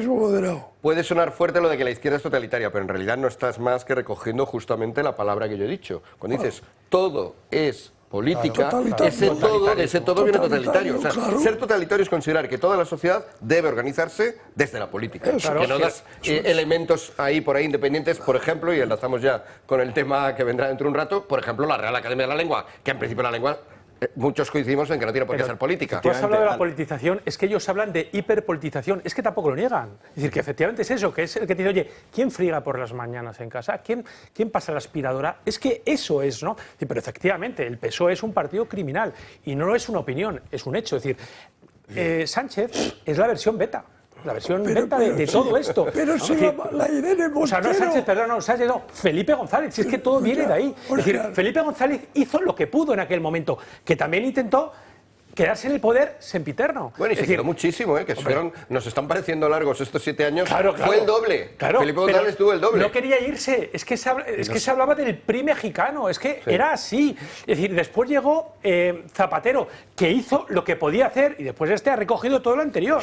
Y de aquella cosecha, pues tenemos todo esto. Felipe González nos parece un hombre de Estado, porque le han sucedido tipos como Zapatero y tipos como Pedro Sánchez, es decir, y porque el tiempo todo lo cura y porque lo vemos muy en la distancia, ¿no? O incluso permíteme, también porque le han sucedido gente como Rajoy. ¿Tú te imaginas a Felipe González, que con el cual no tengo ninguna simpatía, he sido yo el que he sacado el tema de lo mal, junto contigo, de lo malo que era ya el PSOE del 82? ¿Tú te imaginas a Felipe González dejando que cuando va a dar un golpe una comunidad autónoma diciendo a sus diplomáticos por todo el mundo, no digáis nada, no? O sea, ¿tú te imaginas a Felipe González diciendo esto? O sea, no. O sea, eso es... O sea, hemos tenido realmente, es verdad, que presidentes en general, no solo Zapatero y no solo Mente Sánchez, que es verdad que en algunos aspectos de hombre de Estado que piensa por el propio interés, yo soy el que gobierno el Estado, quiero que el Estado sea fuerte y quiero que el Estado no haya una comunidad autónoma que se me vaya. O sea, esto es mera lógica. Por un momento pensaba que ibas a decir, ¿tú te imaginas que Felipe González, en lugar de haber tenido enfrente a Fraga o a Aznar, hubiese tenido enfrente a Rajoy o a Feijóo? ¿Te imaginas? Pero es que a un Felipe González suelto en un cuadrilátero, repito, no con Fraga y no con Aznar, sino con Feijóo o con Rajoy. Lo vimos en versión light cuando estuvo frente a Hernández Mancha. Bueno, pero los meses de Hernández Mancha... Aquello fue un vistino visto. Fue un vistino visto, pero por eso, porque era un ejemplo. Pero Gonzalo de totalitarismos, esto que decía... Nos recordaba Miguel Ángel, de lo personal es político. Esto es de los maestros del pájaro del Echenique, ¿no? ¿Los maestros? Sí, los argentinos, esos, la Chantal. Chantal Mouffe y... Bueno, pues resulta que Irene Montero quería explicarles, es que tú lo dices y tú mismo te has de reír porque te suscita incredulidad, ¿no? Vamos a ver, Irene Montero, acordaos que quería enseñar a las personas mayores a masturbarse, ¿no te acuerdas de eso? Pero mayores de 60 años. La memoria me ayuda. Pero mayores de 60 años, porque no saben. Es que al final tú llegas a la conclusión de que, aparte de incompetentes, sectarios y analfabetos, es que están como cabras. Porque vamos... Como cabras, pero en un campamento en el País Vasco, que son unas regiones, Cataluña y País Vasco, donde más ha progresado el progresismo, valga la redundancia, prácticamente han hecho esto. Y ya no solamente tú, ¿cómo te masturbas tú? Con niños de 15 años. Y con Peor, porque el te que tocar a los monitores. Esto con menores ya es un delito. Sí, claro, pero por eso, que es que no nos imaginamos hasta dónde quieren llegar. Pero los padres lo consentían, ¿eh? Algunos, otros sí, no. Bueno, han salido algunos diciendo que, claro, algunos sí, pero que haya un solo padre, Miguel Ángel, que acepte, eso es tremendo. Claro. Pero volviendo a la dialéctica... Porque son progresistas. Claro, Gonzalo Ferrer de la Mora decía que la izquierda de democrática solo tiene la dialéctica. Y uno escucha a Feijóo, escucha a Tellado. El propio Tellado el otro día decía que hay que liberar al PSOE del sanchismo. Pero qué leches, si el sanchismo es el PSOE, no es otra cosa.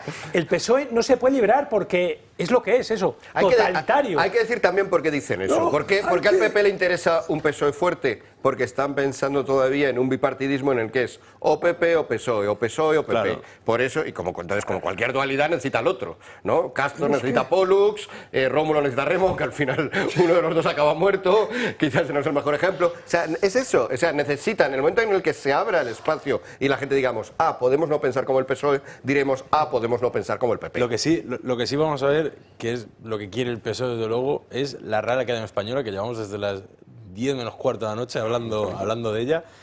Vamos a ver cuál es la polémica en torno a esta institución con su precioso palacete, ahí al lado de los Jerónimos y del Museo del Prado. Y bueno, pues que hay una rifirrafe, desde luego, bastante preocupante con otro edificio magnífico, que es el que está situado cerca del Banco de España, otra institución que ha saltado también el gobierno, va como un poco como el Monopoly, que es el Instituto Cervantes. Desde luego, desde Moncloa quieren otra ficha. Ahora mismo es la RAE y están utilizando como ariete el Cervate. Marín Vallejo nos lo cuenta todo. La Real Academia Española y el Instituto Cervantes se han visto envueltos en una polémica estos últimos días. Una polémica ocasionada tras estas declaraciones de Luis García Montero, director del Instituto Cervantes. Y ahora la Academia está en manos de un catedrático de Derecho Administrativo experto en llevar negocios desde su despacho para las empresas multimillonarias. Y claro, eso personalmente también crea unas distancias. Unas declaraciones en las que atacó directamente a Santiago Muñoz Machado, el máximo responsable de la RAE, una institución que expresó su absoluta repulsa por esas incomprensibles manifestaciones. Esas declaraciones llegaron justo antes del arranque de la inauguración del Congreso de la Lengua Española, que se celebra en Perú y que está presidido por el rey Felipe VI. Tras esto, la tensión entre los representantes ha sido más que evidente, aunque García Montero aseguró que las diferencias quedaban aparcadas hasta el final de ese Congreso. Sin embargo, esta polémica viene precedida por algo más, y desde la RAE apuntan directamente a un sitio en concreto, la Moncloa. No hay que olvidar que el Instituto Cervantes es un organismo dependiente del Gobierno, concretamente del Ministerio de Asuntos Exteriores, y son muchos los académicos que le acusan de intentar colonizar la institución. Y no solo eso, sino que catalogan a García Montero como un peón, un perfil blando colocado a posta por el Ejecutivo para atacar y perjudicar a la RAE. El motivo residiría en los vínculos de la Academia con América Latina, algo que desde Moncloa no verían con muy buenos ojos. Pero ¿quién es García Montero? Él nunca ha escondido su ideología de izquierdas y en más de una ocasión le han acusado de tener una relación de amistad con el presidente del gobierno. Además, hay que recordar que en el año 2008 dejó de impartir clases en la Universidad de Granada tras haber sido condenado por injurias, un perfil supuestamente colocado por Moncloa para minar a la Real Academia Española. Pues otra institución más, ya van unas cuantas, ¿no? El CIS, Radio Televisión Española, la Fiscalía General del Estado, el Banco de España... No, si la voracidad de este gobierno no tiene límite. Pero hace una cosa, García Montero, que por cierto, es un poeta bastante regularcillo, ¿eh? Ese no recomienda el libro, ¿no? No. Vale. Vamos, yo cometí el error de comprar uno y no. Yo volví a leer ahora su más famoso poema, que es el... que hay que decir que el primer párrafo tiene su aquel, ¿no? Que es el primer párrafo, perdón, el primer verso, que es el famoso de... No, bueno, tiene su cosa, dentro de la poesía, sí, solo un verso. Pero bueno, pero es el famoso, se cita mucho porque es muy representativo de la poesía de la experiencia, que es el movimiento que la bandera, que es: tú me llamas amor, yo cojo un taxi. Bueno, pues eso tiene su cosa. Tú me llamas amor, yo cojo un taxi. Pero no es... El resto del poema ya desmerece Pero no es... Serán cenizas, más tendrán Hombre, Miguel Ángel, no sé si lo he dicho con ironía, Miguel Ángel, pero tampoco... Más polvo enamorado. Como comparemos... Yo creo que... Como comparemos con Quevedo el resto de la poesía española, hay pocos que estén a la altura, ¿eh? Pues sí. Vamos, que es un poeta regularcillo, vamos a decirlo así. Sí. Pero ha hecho una cosa de una bajeza, Sí. que es atacar a Santiago Muñoz Machado, que es un caballero. Lo ha atacado personalmente. Es comunista. O sea, personalmente. O sea, comunista. ha dicho que es catedrático de Derecho Administrativo. Vamos a ver. En la Real Academia hay de todo, ¿no? Como es lógico. Claro. Entonces, pues habrá juristas, habrá científicos, habrá novelistas, habrá historiadores, lo normal. Bueno, dices que es un catedrático de Derecho Administrativo que en su despacho trabaja para multinacionales. Oiga, esto es un catedrático de Derecho Administrativo o en fin, no sé, ¿para quién ha de trabajar? Pues para las empresas, o sea, ¿para qué No, pero quiere es que él se trabaje? refería a otra cosa. Se refería en realidad a un mérito. Como buen comunista, estaba dándole la vuelta y lo que es un mérito de Muñoz Machado, como presidente de la RAE, lo estaba convirtiendo en una arma arrojadiza. Claro. ¿Y el mérito cuál es? Que cuando entró hace 8 años, la RAE estaba arruinada. Y llevaba arruinada no un año, no dos, no tres, sino dos mandatos. Llevaba 2 mandatos de los anteriores directores arruinada. Y entonces, ¿qué es lo que ha hecho este hombre? Efectivamente, un hombre que sabe manejarse en el mundo de lo administrativo y de la empresa. Pues genial, claro. ¿Qué es lo que ha hecho? Conseguir lo único que puede conseguir la RAE, que son patrocinadores. Porque en el momento en que la RAE empieza a recibir subvenciones del gobierno, ¿qué pasa con la RAE? Que se convierte en un mero adminículo. En un UGT. Claro. Y esto es lo que quiere García Montero, y esto es lo que quiere Sánchez, y esto es lo que quiere el gobierno. Entonces, lo que le estaba reprochando es, mira, este señor de una institución arruinada la ha puesto en números ya negros, porque estaba en números rojos, y está pujante. No puedo perdonarle este éxito.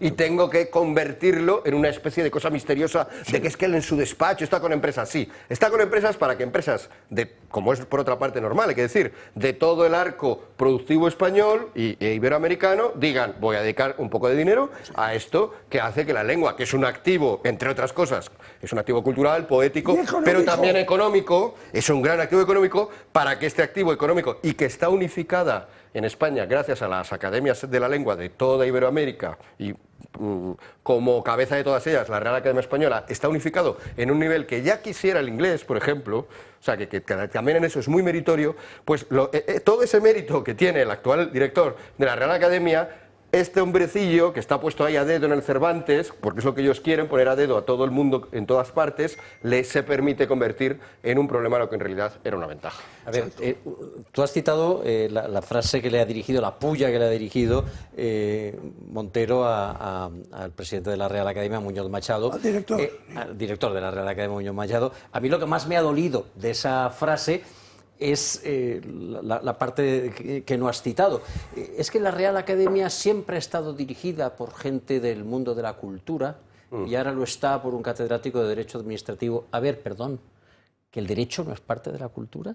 ¿Que el derecho no es parte fundamentalísima de la cultura, que no rige que no ordena nuestro sistema de creencias y nuestro sistema de convivencia? El derecho define nuestra cultura, con perdón, mucho más que los sonetos de García Montero. Pero García Montero, los sonetos no sé si ha hecho alguno, pero García Montero, claro, porque como son de estos así de... Pero García Montero, el problema que tiene es que a esto que tú has dicho, es que él cuando piensa en cultura, piensa lo que quiere que todos pensemos, que es en Ana Belén, en Víctor Manuel, en Almodóvar, en los 4 del manifiesto de siempre. Entonces, claro, ya no es solo que no esté pensando en el derecho, es que no está ni siquiera pensando en Femán. A Femán seguro que no le reconoce sustancial de nuestra cultura. La Real Academia habitualmente ha tenido cabida gente de muy diversos perfiles. En la Real Academia hay poetas, hay novelistas, hay historiadores, hay filólogos, y hay un jurista, preocupado por el lenguaje jurídico.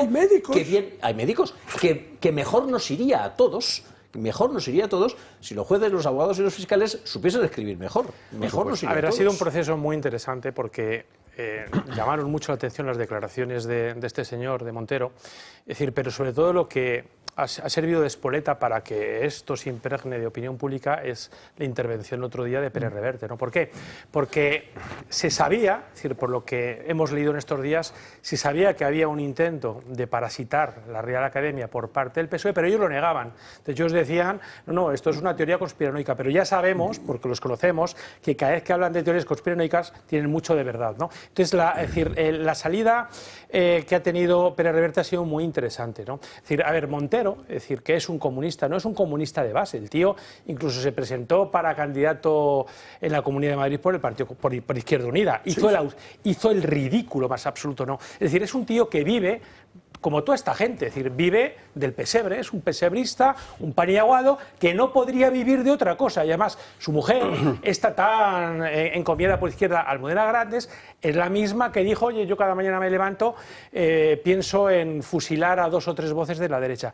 Es esta gente, esta es la gente con la que nos encontramos.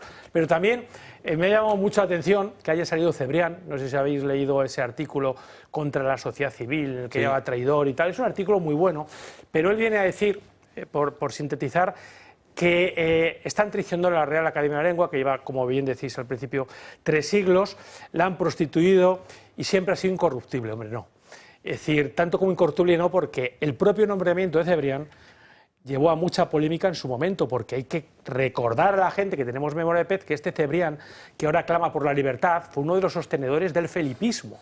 Es decir, y que cuando entró a la Real Academia había escrito un libro de conversaciones sobre el progreso con Felipe González y poco más. Ahora lo he visto, se ha puesto a escribir. Fue un pacto de poner uno de derechas y uno de izquierdas. Sí, pero eso ya quiere decir que una vez más, como en todo, y esto no se puede aceptar, es decir, los políticos y la política mete sus zarpas. Sí, no fue la mejor elección, la de Ansón, Cebrián, además en pares, ¿no? Como efectivamente, además reproduce el sistema partitocrático. Uno del PSOE y otro que venía de ABC. Absolutamente. Administrativo, que dice este Montero, que le reprocha a Santiago Muñoz Machado que sea catedrático de Derecho Administrativo. Vamos a ver, es que en el Derecho Administrativo español ha tenido figuras como García Terría, como Alejandro Nieto, o sea, gente de una talla intelectual que, vamos, el pobre García Montero no les llega ni a la suela del zapato, ¿me entiendes? Sí. O sea, pero ¿de qué habla como decís vosotros, este paniaguao? O sea, precisamente el derecho administrativo ha dado figuras de una talla, no solo como juristas, sino intelectual. Gente de primerísima calidad. Entonces, A propósito de Almudena Grandes, que la sacabas tú, y al fin y al cabo es una escritora, y al fin y al cabo estamos hablando de letras, ¿no? Y creo que es muy representativa también de muchas cosas. Almudena Grandes, como novelista, era mediocre. O sea, muy mediocre. No era una cosa... Sin embargo, como sabemos de sobra todos los madrileños, y saben todos los que llegan a Madrid a través de tren, la estación de tren Madrid se llama Atocha Almudena Grandes. Entonces, pero ¿quién puso ese nombre a la estación de tren de Madrid? Sino el responsable del Ayuntamiento de Madrid en ese momento. ¿Y de qué partido era el que ponen a esta autora mediocre de izquierdas que escribía buena parte siempre sobre la guerra civil y qué malos unos y qué buenos otros? El PP de Almeida, no el de Almeida. Lo ha hecho Almeida en la anterior legislatura. O sea, Almeida pone... Y recuerdo como anécdotas de esta mujer, aparte, por ejemplo, de un famoso cálculo que hizo de cuánto dinero si se repartiera y que estaba todo mal hecho, o sea, no tenía ni idea de matemáticas y no hay por qué saber de matemáticas, pero si no sabes de matemáticas, no escribas un artículo basado en las matemáticas. Aparte que es un artículo, sí, según el cual con el dinero del rescate podíamos ser todos millonarios en España. O sea que... Con el dinero del rescate le había puesto como 7 ceros de más sin darse cuenta y claro, las cuentas le salían fatal. Pero atención, no solo esto, la declaración realmente para mí humillante por parte de Almudena Grandes es cuando habla de la Madre Maravillas y precisamente porque se le había hecho un homenaje a ella, ahora es Almudena Grandes la que es homenajeada por el PP, por un homenaje a la Madre Maravillas, sacó un artículo diciendo que, bueno, que esta señora al fin y al cabo, ¿qué iba a pasar? Si seguro además que cuando entraran los milicianos de la República durante la guerra a violarla, que seguro que pensaba, unos milicianos sudorosos, y ponía la M así. O sea, esta absoluta obscenidad, esta absoluta impresentabilidad, esto es lo que hacía Almudena Grandes. Y a esta mujer es a la que el PP le da el nombre de la estación por la que pasamos todos los que venimos o nos vamos. Pero mira, ahora que dices esto, es que el PP siempre está con los complejos que no son... ¿Tú has visto a tanta gente del PP que llevan el circulito de la Agenda 2030? Pero vamos a ver, hijos míos, vosotros os habéis enterado de lo que es la Agenda 2030. No tienen ni idea. pero les parece guay. Ay, mira que esto es guay. Margallo, para seguir la corriente. Les parece guay, pues hay muchos colorcitos y además queda bien. Y eliminar la pobreza. No sé qué. Claro, ¡Ay, qué bien! Margallo lo dijo en este plató. Margallo en este plató dijo que la Agenda 2030 era el Evangelio, que era lo mismo, que es pues dar de comer a los pobres, dar de beber a los sedientos, que era el Evangelio, te lo dijo él. Sí. Hay dos interpretaciones de esa frase, yo es que soy margallólogo y tengo hay dos interpretaciones posibles. Una es esta que estoy dando, él dijo, la Agenda 2030 es el Evangelio, una interpretación es esta, que es que en el fondo recoge los principios del Evangelio, la otra es peor, la otra interpretación es que dijo, la Agenda 2030 es tan importante, es tan sagrada como el Evangelio, eso es todavía peor. Bueno, hay que decir, La Agenda Alejo. Si te ciñes a los títulos de los diferentes puntos, muy bonita. A ver, ¿quién no quiere ayudar a los pobres? ¿Quién no quiere que la gente coma? Pero ¿quién presenta un programa de tiranía diciendo voy a masacrar, voy a fomentar la muerte de los bebés? Claro, nadie presenta la tiranía. La Agenda 2030 no son los títulos de las distintas secciones. Es lo que hay detrás. Claro, es que hay mucha cosa dentro de cada enunciado y hay mucha cosa que Pero es como verdad en que es el pecado particular, está no la entiendo. penitencia, hay que decirle a la gente que no lo sepa que de este matrimonio le salió falangista a la hija. O sea, eso es verdad. toda una ironía poética. Y nunca elogiando, mejor dicho. la hija tiene una frase maravillosa, Aristóteles, que es el origen de todo Occidente. Pero es que después de todo esto, ¿cómo no te va a salir falangista? Sí, pero falangista además muy meditada. Sí, o sea, sí. La chica ha estudiado mucho, no me extraña, teniendo en cuenta lo que tiene, ha estudiado mucho y ya digo, cita a Aristóteles con mucha soltura. Pues como ven los espectadores, podríamos estar hoy en el Gato de Agua, especial tertulia cervantina, yo creo, hora Cervantes aquí en todo el plato, pero tenemos que saltar al panorama internacional, que hay mucho del que hablar, muchísimas aristas también que tocar y sobre todo va a tener un núcleo central que es Estados Unidos. Lo vamos a ver después de la publicidad. ¿Y si mañana se va la luz otra vez? Que no te pille por sorpresa. Con las baterías de Comunidad Solar, tu casa sigue funcionando aunque falle la red eléctrica. No necesitas placas solares ni instalaciones complicadas. Solo conectar, almacenar y tener energía lista cuando más la necesitas. Seguridad, ahorro y tranquilidad, incluso si vives en un piso. Entra en comunidadsolar.es, sección baterías, y protégete sin complicaciones o llama al 980 28 12.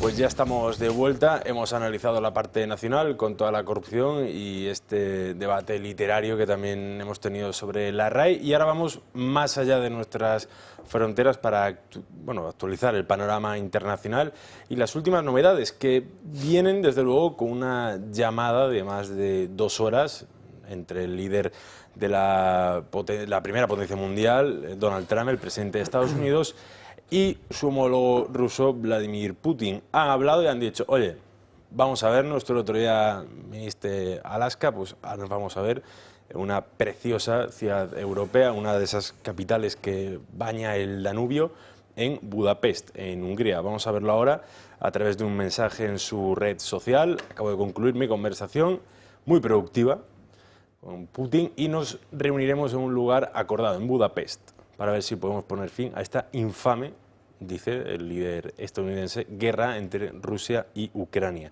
Venimos desde luego de unos tiempos, pues donde Donald Trump está cansado de todos los conflictos, también del de Oriente Próximo, que no sé si lo han hablado en esta conversación o no, pero bueno, él ha puesto otro mensaje sobre esta guerra, sobre la guerra de Israel en Gaza, que dice textualmente que si no acaban con los asesinatos en la Franja de Gaza, jamás, que entra el ejército, intuyo, de Estados Unidos, y textualmente los vamos a matar. O sea, no tendremos otra opción que entrar y matarlos. Bueno, pues otra vez aviones estadounidenses en Oriente Próximo, ya fue Irak, Afganistán, y ahora pues Donald Trump le da ese ultimátum al grupo terrorista Hamas de que si efectivamente, como está pasando, que en los últimos días hay choques entre clanes que intentan hacerse otra vez con el poder de Gaza, que está disipado casi, después de toda la ofensiva, pues entra él y acaba con todo. Pero volviendo a lo importante, al núcleo principal, al que más o menos nos viene más de cerca, venimos desde luego de una semana donde, bueno, pues desde la Casa Blanca se han ido poniendo los puntos sobre las IES con ese envío de misiles de largo alcance Tomahawk que levantaron desde luego recelos, ¿no?, en el Kremlin. Ucrania, pues lógicamente contenta y feliz de la vida, y una guerra que, bueno, pues Donald Trump en su campaña electoral decía que la iba a terminar en 24 horas y ya lleva ya pues un par de meses de retraso. Una guerra muy difícil, todo hay que decirlo. Estamos hablando entre la primera y la tercera potencia mundial, entre dos líderes que se entienden muy bien, pero que a la vez chocan, tiene bastantes fricciones, que son casi vecinos, ¿no?, por ese estrecho del mar de Bering, y que ahora pues parece que van a juntar posturas, van a decidir sobre Ucrania en Budapest, con Víctor Orbán, estará por allí también rondando. Al principio se hablaba de Suiza, luego de Turquía, que ha tenido desde luego Ankara un papel bastante importante como mediador. Se intentó al principio, pero bueno, al final pues nada, y ahora va a decidir en Ucrania. No sé cómo lo veis este planteamiento. Llevamos ya años y años de guerra en Ucrania. Está, bueno, pues desangrando el país, gastando también desde luego a Rusia en esa invasión que está cometiendo en este país europeo. Y desde luego también una cosa es llamativa, hoy mismo la Unión Europea, bueno, pues hablaba de ese muro de drones, de esas defensas, es decir, también Bruselas pisa el acelerador y el tono bélico, abanderado desde luego de todo esto, Emmanuel Macron, el líder francés, en esta guerra. ¿Le veis futuro a estas palabras de Donald Trump y sobre todo a esa reunión que puede tener con Vladimir Putin, a ver si consigue el Nobel de la Paz? Dices tú palabras. Si me permites una reflexión previa, Trump lleva camino de cambiar el mundo tal y como lo conocemos, pero mientras están dando ese camino, de momento ya ha cambiado la comunicación política, tal y como la conocíamos desde hace siglos, ¿no? A fuerza de tweets o a fuerza de mensajes. O sea, eso de como sigáis matándoos, que eso no estaba previsto, pues vamos a ir ahí y os vamos a matar. Esa franqueza, ese lenguaje absolutamente directo, sin ningún tipo de sofisticación diplomática. Vamos a considerar nuestra postura y vamos a implicarnos de una manera más sensible. No, vamos a ir, os vamos a matar, punto y final. Sin politiqués. Sin politiqués, directo. Pues es refrescante y yo creo que va a marcar un antes y un después en la comunicación política. Yendo a la cuestión más importante. Trump viene de una retahíla de éxitos pues impresionantes. El más conocido es el de estos últimos días en Gaza, pero hace un par de semanas o tres sentó juntos a los presidentes de Armenia y Azerbaiyán y les conminó a firmar definitivamente el acuerdo de paz que ya venía negociándose desde hacía algunos años entre los dos países y por lo tanto, repito, parece estar en racha. Pero también es verdad que el caso de Ucrania parece que se le está un poco atascando o atragantando, ¿no? Es decir, hubo una reunión que has mencionado, con Putin en Alaska, dio la sensación de que ahí se habían puesto sobre la mesa cuáles eran las alternativas, pero no hemos visto avances significativos, desde luego no por parte de Rusia, que sigue atacando y que sigue en su ofensiva contra Ucrania, pero tampoco ha conseguido que cambie de opinión el resto de los países, fundamentalmente europeos, Francia, Alemania, Gran Bretaña, que ayudan diplomática y militarmente a Ucrania. Es decir, es un conflicto mucho más complejo, en donde hay actores muchísimo más enconados, en donde la Unión Europea o los países europeos tienen bastante más que decir que en Gaza y en donde pues Trump se va a tener que poner muy a fondo. Eso sí, si consigue la paz en Ucrania, no habrá Corina Machado que le quite el Premio Nobel de la Paz el año que viene. Hablas de lo de Alaska y la puesta en escena de Donald Trump, bueno, en las redes sociales. A mí una imagen que me llamó la atención es cuando desciende, ¿no?, del avión presidencial Vladimir Putin, está en la alfombra roja y le pasa por encima el bombardero B-2 Spirit que utilizó precisamente Estados Unidos para bombardear Irán, y está Vladimir Putin mirando al cielo con plan, bueno, a lo mejor me toca a mí, ¿no? Pero eso sí que es una puesta en escena bastante poderosa. ¿Te refieres a los que dibujaron sobre el cielo de Caracas. Otros, no, aparte, sí, es que le gusta últimamente mucho a Estados Unidos. Luego entraremos en el tema Venezuela, pero le gusta bastante la aviación y las señales. No sé cómo el resto, cómo lo ven esta reunión, Bueno, se puede lograr la paz. a ver, el conflicto de Gaza es de más fácil solución que el de Ucrania, ¿no? Porque, vamos a ver, el conflicto de Gaza es un episodio más de una guerra muy larga ya de décadas que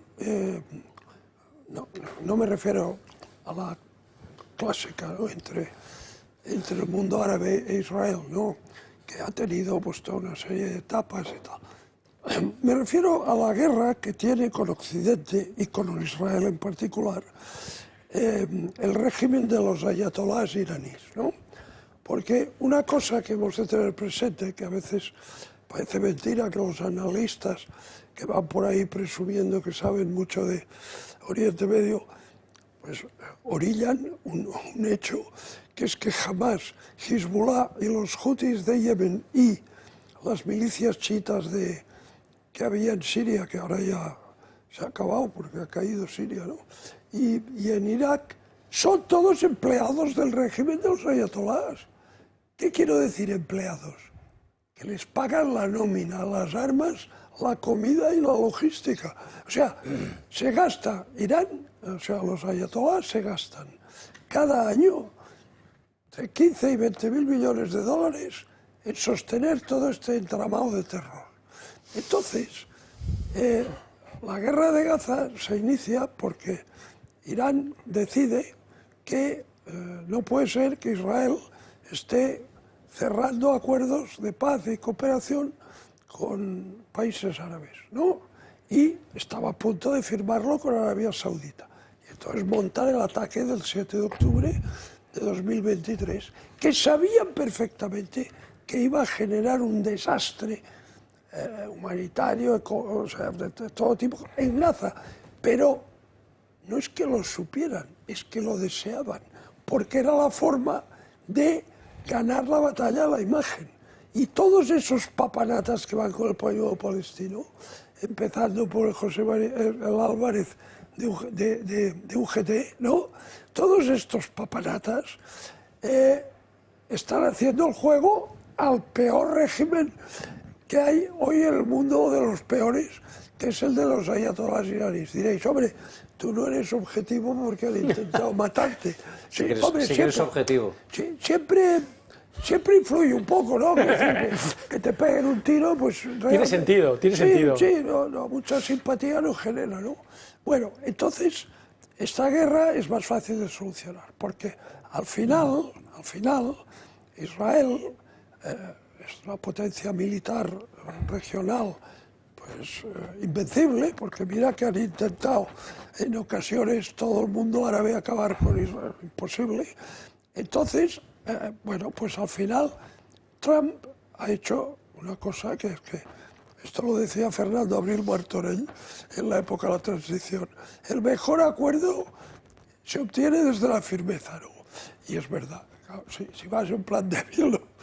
¿Y qué ha hecho Trump? Ha dicho esto: oye, aquí o tal o os vais a enterar. Y entonces jamás, que sus amos de Teherán le decían que resistiera y tal, pero al final, oye, han dicho, bueno, tú aquí acabamos, Israel ha matado unos 15 o 20 mil de Hamas. Entonces ha dicho, bueno, aquí acabamos todos muertos. Y al final han entrado y ha pasado una cosa que es decisiva, que Israel ya tiene sus rehenes en casa, ya tiene las manos libres.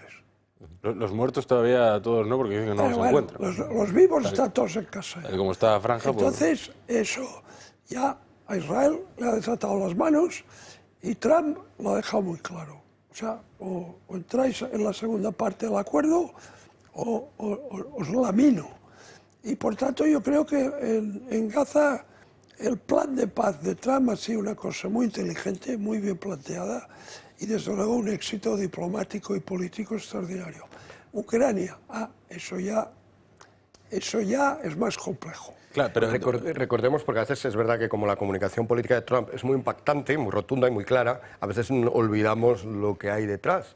Y lo que hay detrás en este caso es que él está diciendo que como hay en Gaza se están matando entre ellos, que lo que va a hacer es entrar...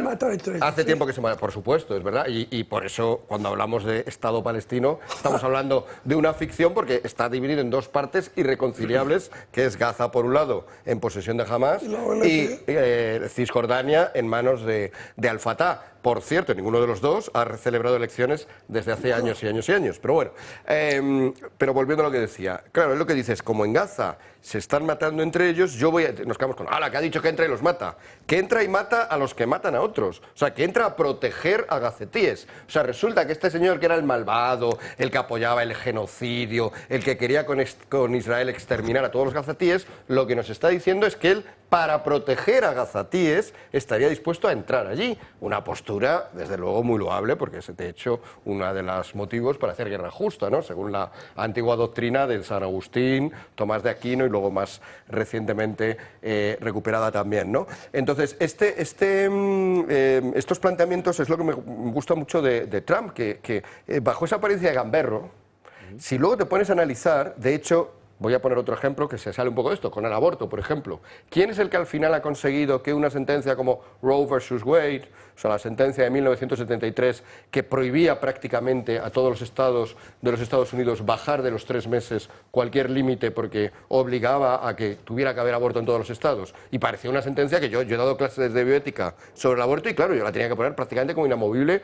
porque nadie pensaba, nadie soñaba que aquello. ¿Quién es el que ha conseguido que eso cambiara? Los predicadores, los que se quejan de Trump, los que le reprochan lo gamberro que es, los puros, los santos que le dicen, pero ¿cómo se puede ser tan gamberro en política internacional o en política interior? No, lo ha conseguido Trump cambiando, metiendo en el Tribunal Supremo, por cierto, de 9 jueces que hay, 5 son católicos y varios de ellos metidos por el propio...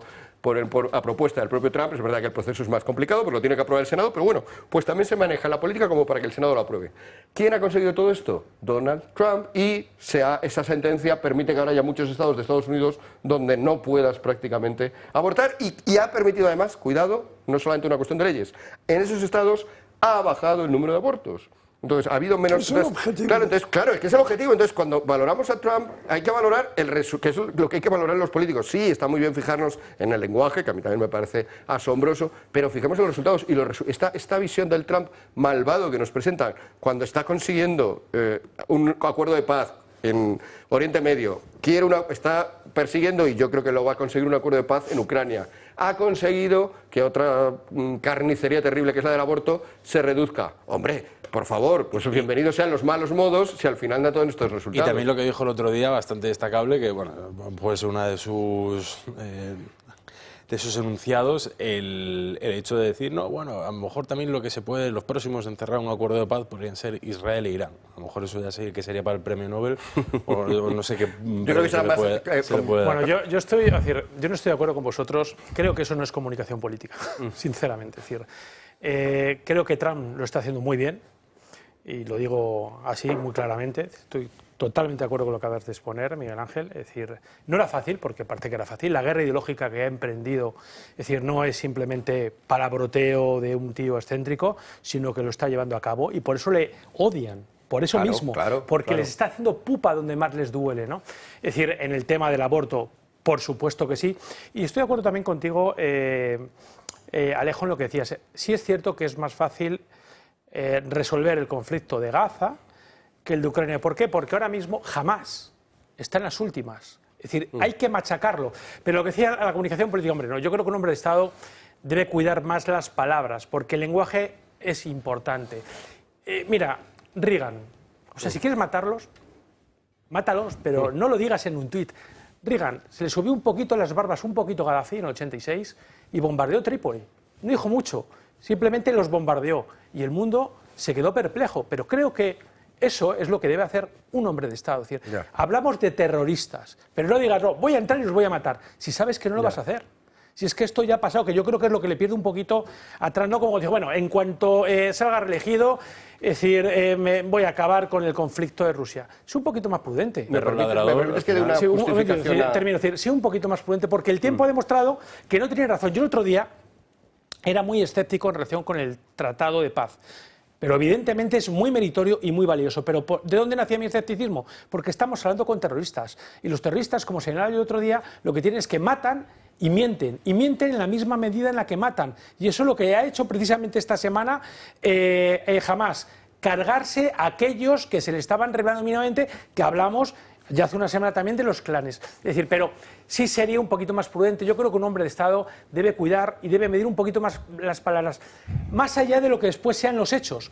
El caso de Venezuela. Es decir, en Venezuela le preguntaron sobre la CIA y él dijo, oye, y dijo sí, mucho, es decir, pero oye, no me preguntéis eso, es absurdo, es inútil que me preguntéis esto. Pero evidentemente todo el mundo entendió que la CIA está detrás. Y ya está, y a buen entendedor con pocas palabras vale. Eso lo vamos a hablar ahora después de la publicidad, vamos a escuchar también a Maduro lo que decía, pero recordarle a los espectadores que hace un año la DANA golpeó con fuerza a cientos de familias en Valencia, promesas, ayudas, compromisos. Sin embargo, pues muchos siguen viviendo entre el silencio y el olvido. El Toro Televisión viaja hasta Valencia para contar lo que otros ya no cuentan, la realidad de quienes lo perdieron absolutamente todo y siguen, aún a día de hoy, esperando justicia. El próximo 28 de octubre, acompáñanos en un programa especial en directo donde juntos denunciaremos el abandono y daremos voz a los que fueron olvidados. Y al terminar, únete a una cena muy especial con Julio Ariza, José Javier Esparza y Luis del Pino, donde podrás compartir tu experiencia, contar tu caso o denunciar tu situación. Queremos escucharte. Reserva tu plaza ya, escaneando el código QR que aparece en pantalla, llamando al 91 616 2464 o escribiendo a clubdeamigos@clubdeamigos.org. 28 de octubre en Valencia.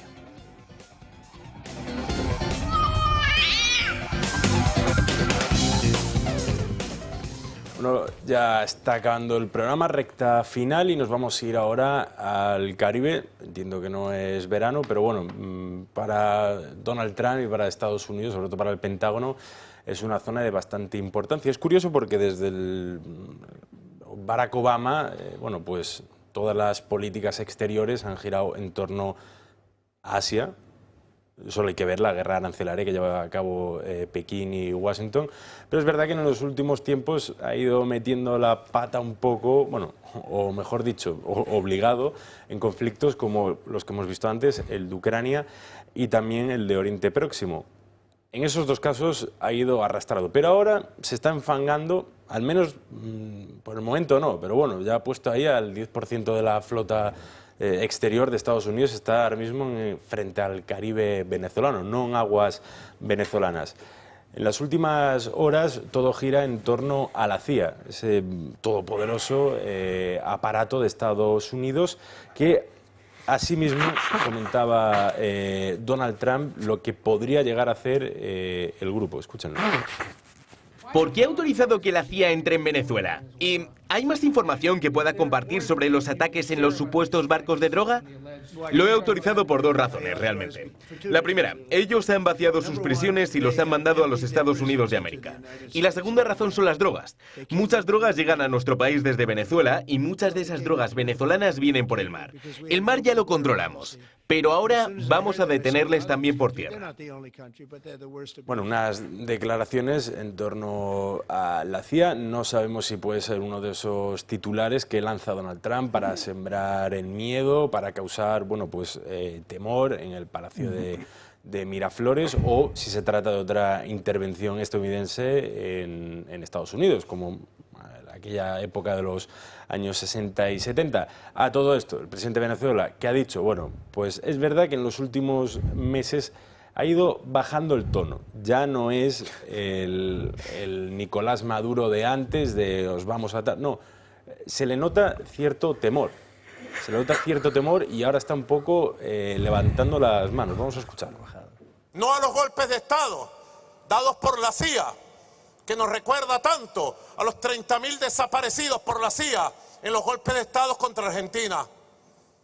al golpe de Estado de Pinochet y los 5.000 jóvenes asesinados y desaparecidos.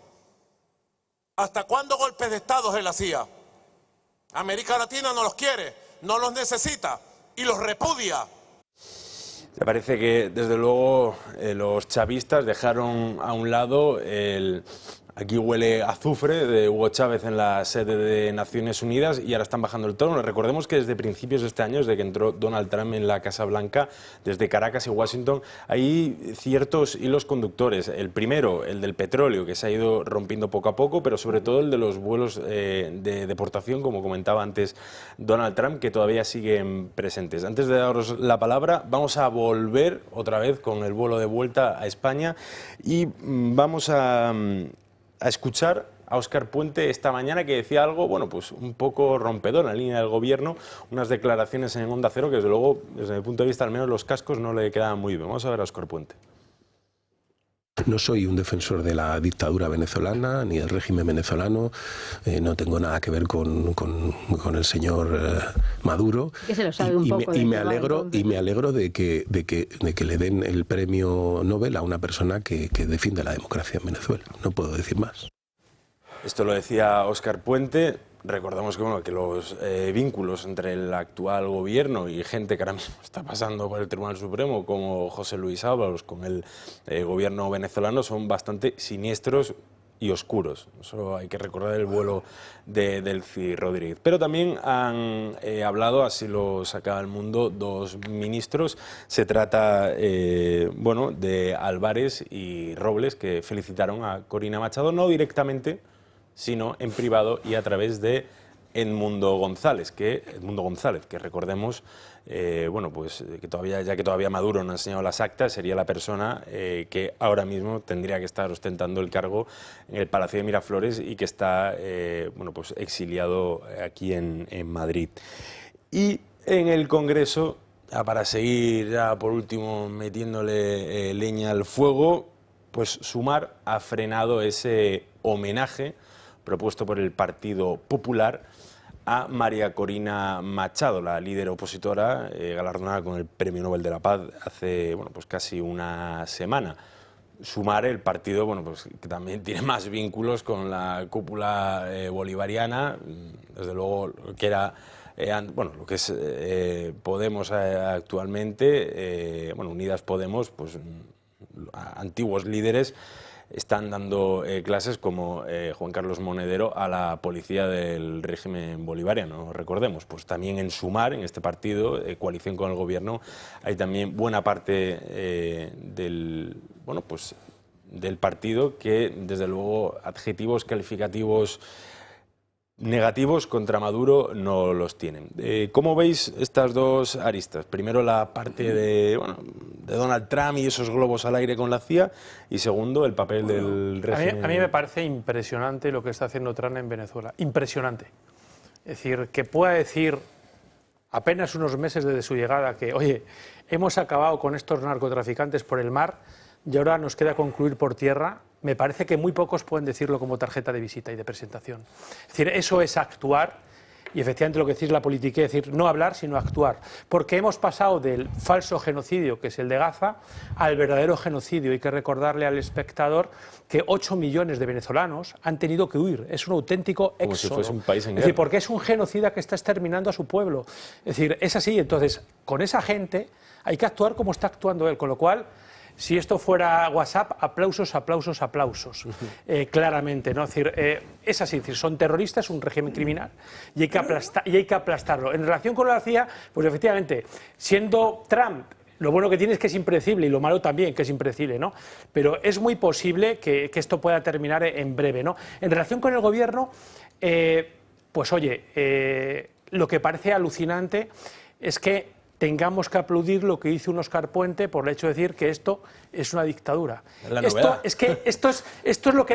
no es un delito de odio. Es decir, la actitud que está teniendo, la que ha tenido hoy en el Parlamento Sumar, Podemos y el PSOE, no es un delito de odio. Entonces, ¿qué es, no? Y por supuesto, es decir, yo espero que cuando aquí haya un gobierno decente en España, decente de verdad, es decir, repatrien a todos aquellos terroristas que han apoyado a Chávez, que han apoyado a Maduro y que han huido como ratas y que están en España, porque son muchos. Espera, a minuto por Bárbara. Hay un punto que conviene aclarar. Trump ya ha hundido directamente 5 narcolanchas en el Golfo de México. Bueno, más que hundido. Que más que hundido. No las ha hundido porque les ha lanzado un misil y ya está. Entonces, la izquierda bien pensante está diciendo, hay que darles el alto y respetar las garantías del Estado de Derecho. Vamos a ver, un momento. Cuando hay una guerra, que yo sepa, en una guerra, pues tú puedes tender una emboscada al enemigo, ¿no? Y matarlo. O sea, que en una guerra, y entonces, lo que se está produciendo aquí es una guerra híbrida, pero una guerra, porque cada año mueren 300.000 americanos por la droga. Y la droga, Maduro, que es el jefe del cártel de los soles, la envía, y eso es una guerra. Por tanto, no hay que darles el alto ni puñetas. Lancha que va con la droga, misil y fuera. Un minuto queda. Pues yo muy rápido, no tengo por qué dudar de la palabra de Óscar Puente cuando dice que él no tiene nada que ver con el régimen de Maduro y que ni siquiera le cae bien, pero Óscar, cuando te sientes en el Consejo de Ministros, pregúntale a tus compañeros por qué no te lo cuentan, dile, oye, contármelo porque soy el único que está fuera de este juego, fuera de este hilo. Y en cuanto a lo de la felicitación de Álvarez a María Corina Machado, Edmundo González es el presidente legítimo de Venezuela. Álvarez no lo puede utilizar de correveidile, de pasar recados a Corina Machado. Lo que tiene que hacer es reconocerlo como presidente legítimo de Venezuela y actuar en consecuencia. 30 segundos. Pues yo tenía toda una teoría de por qué Donald Trump se expresa como se expresa, que quería responder en este turno, porque también hablamos de Trump en el anterior. La voy a resumir de la siguiente manera, porque es verdad que siempre podemos pensar, pero que sea un poquito más cortés, pero que sea un poco más limitado. En el mundo actual, en el mundo de las redes sociales, en que la presión que recibimos de los demás para tener una postura moderadita es enorme, en ese mundo, si no vemos que el líder se lanza por todas, con excesos, con esos excesos, no seremos capaces nosotros de dar un paso. Y yo creo que eso lo ha captado muy bien Donald Trump. Pues así ha quedado el debate. Y ya para concluir, noticia de última hora, Delcy Rodríguez ofreció a Estados Unidos un gobierno en Venezuela sin Maduro, según el Miami Herald. Esta noticia del DF. En fin, hasta aquí el gato de esta noche. Muchísimas gracias a Alejo Vidal Cuadra, Óscar Riba, Carlos Flores y Miguel Ángel Quintana Paz. Muchísimas gracias por estar aquí. Muchísimas gracias a todos ustedes. Descansen y hasta mañana.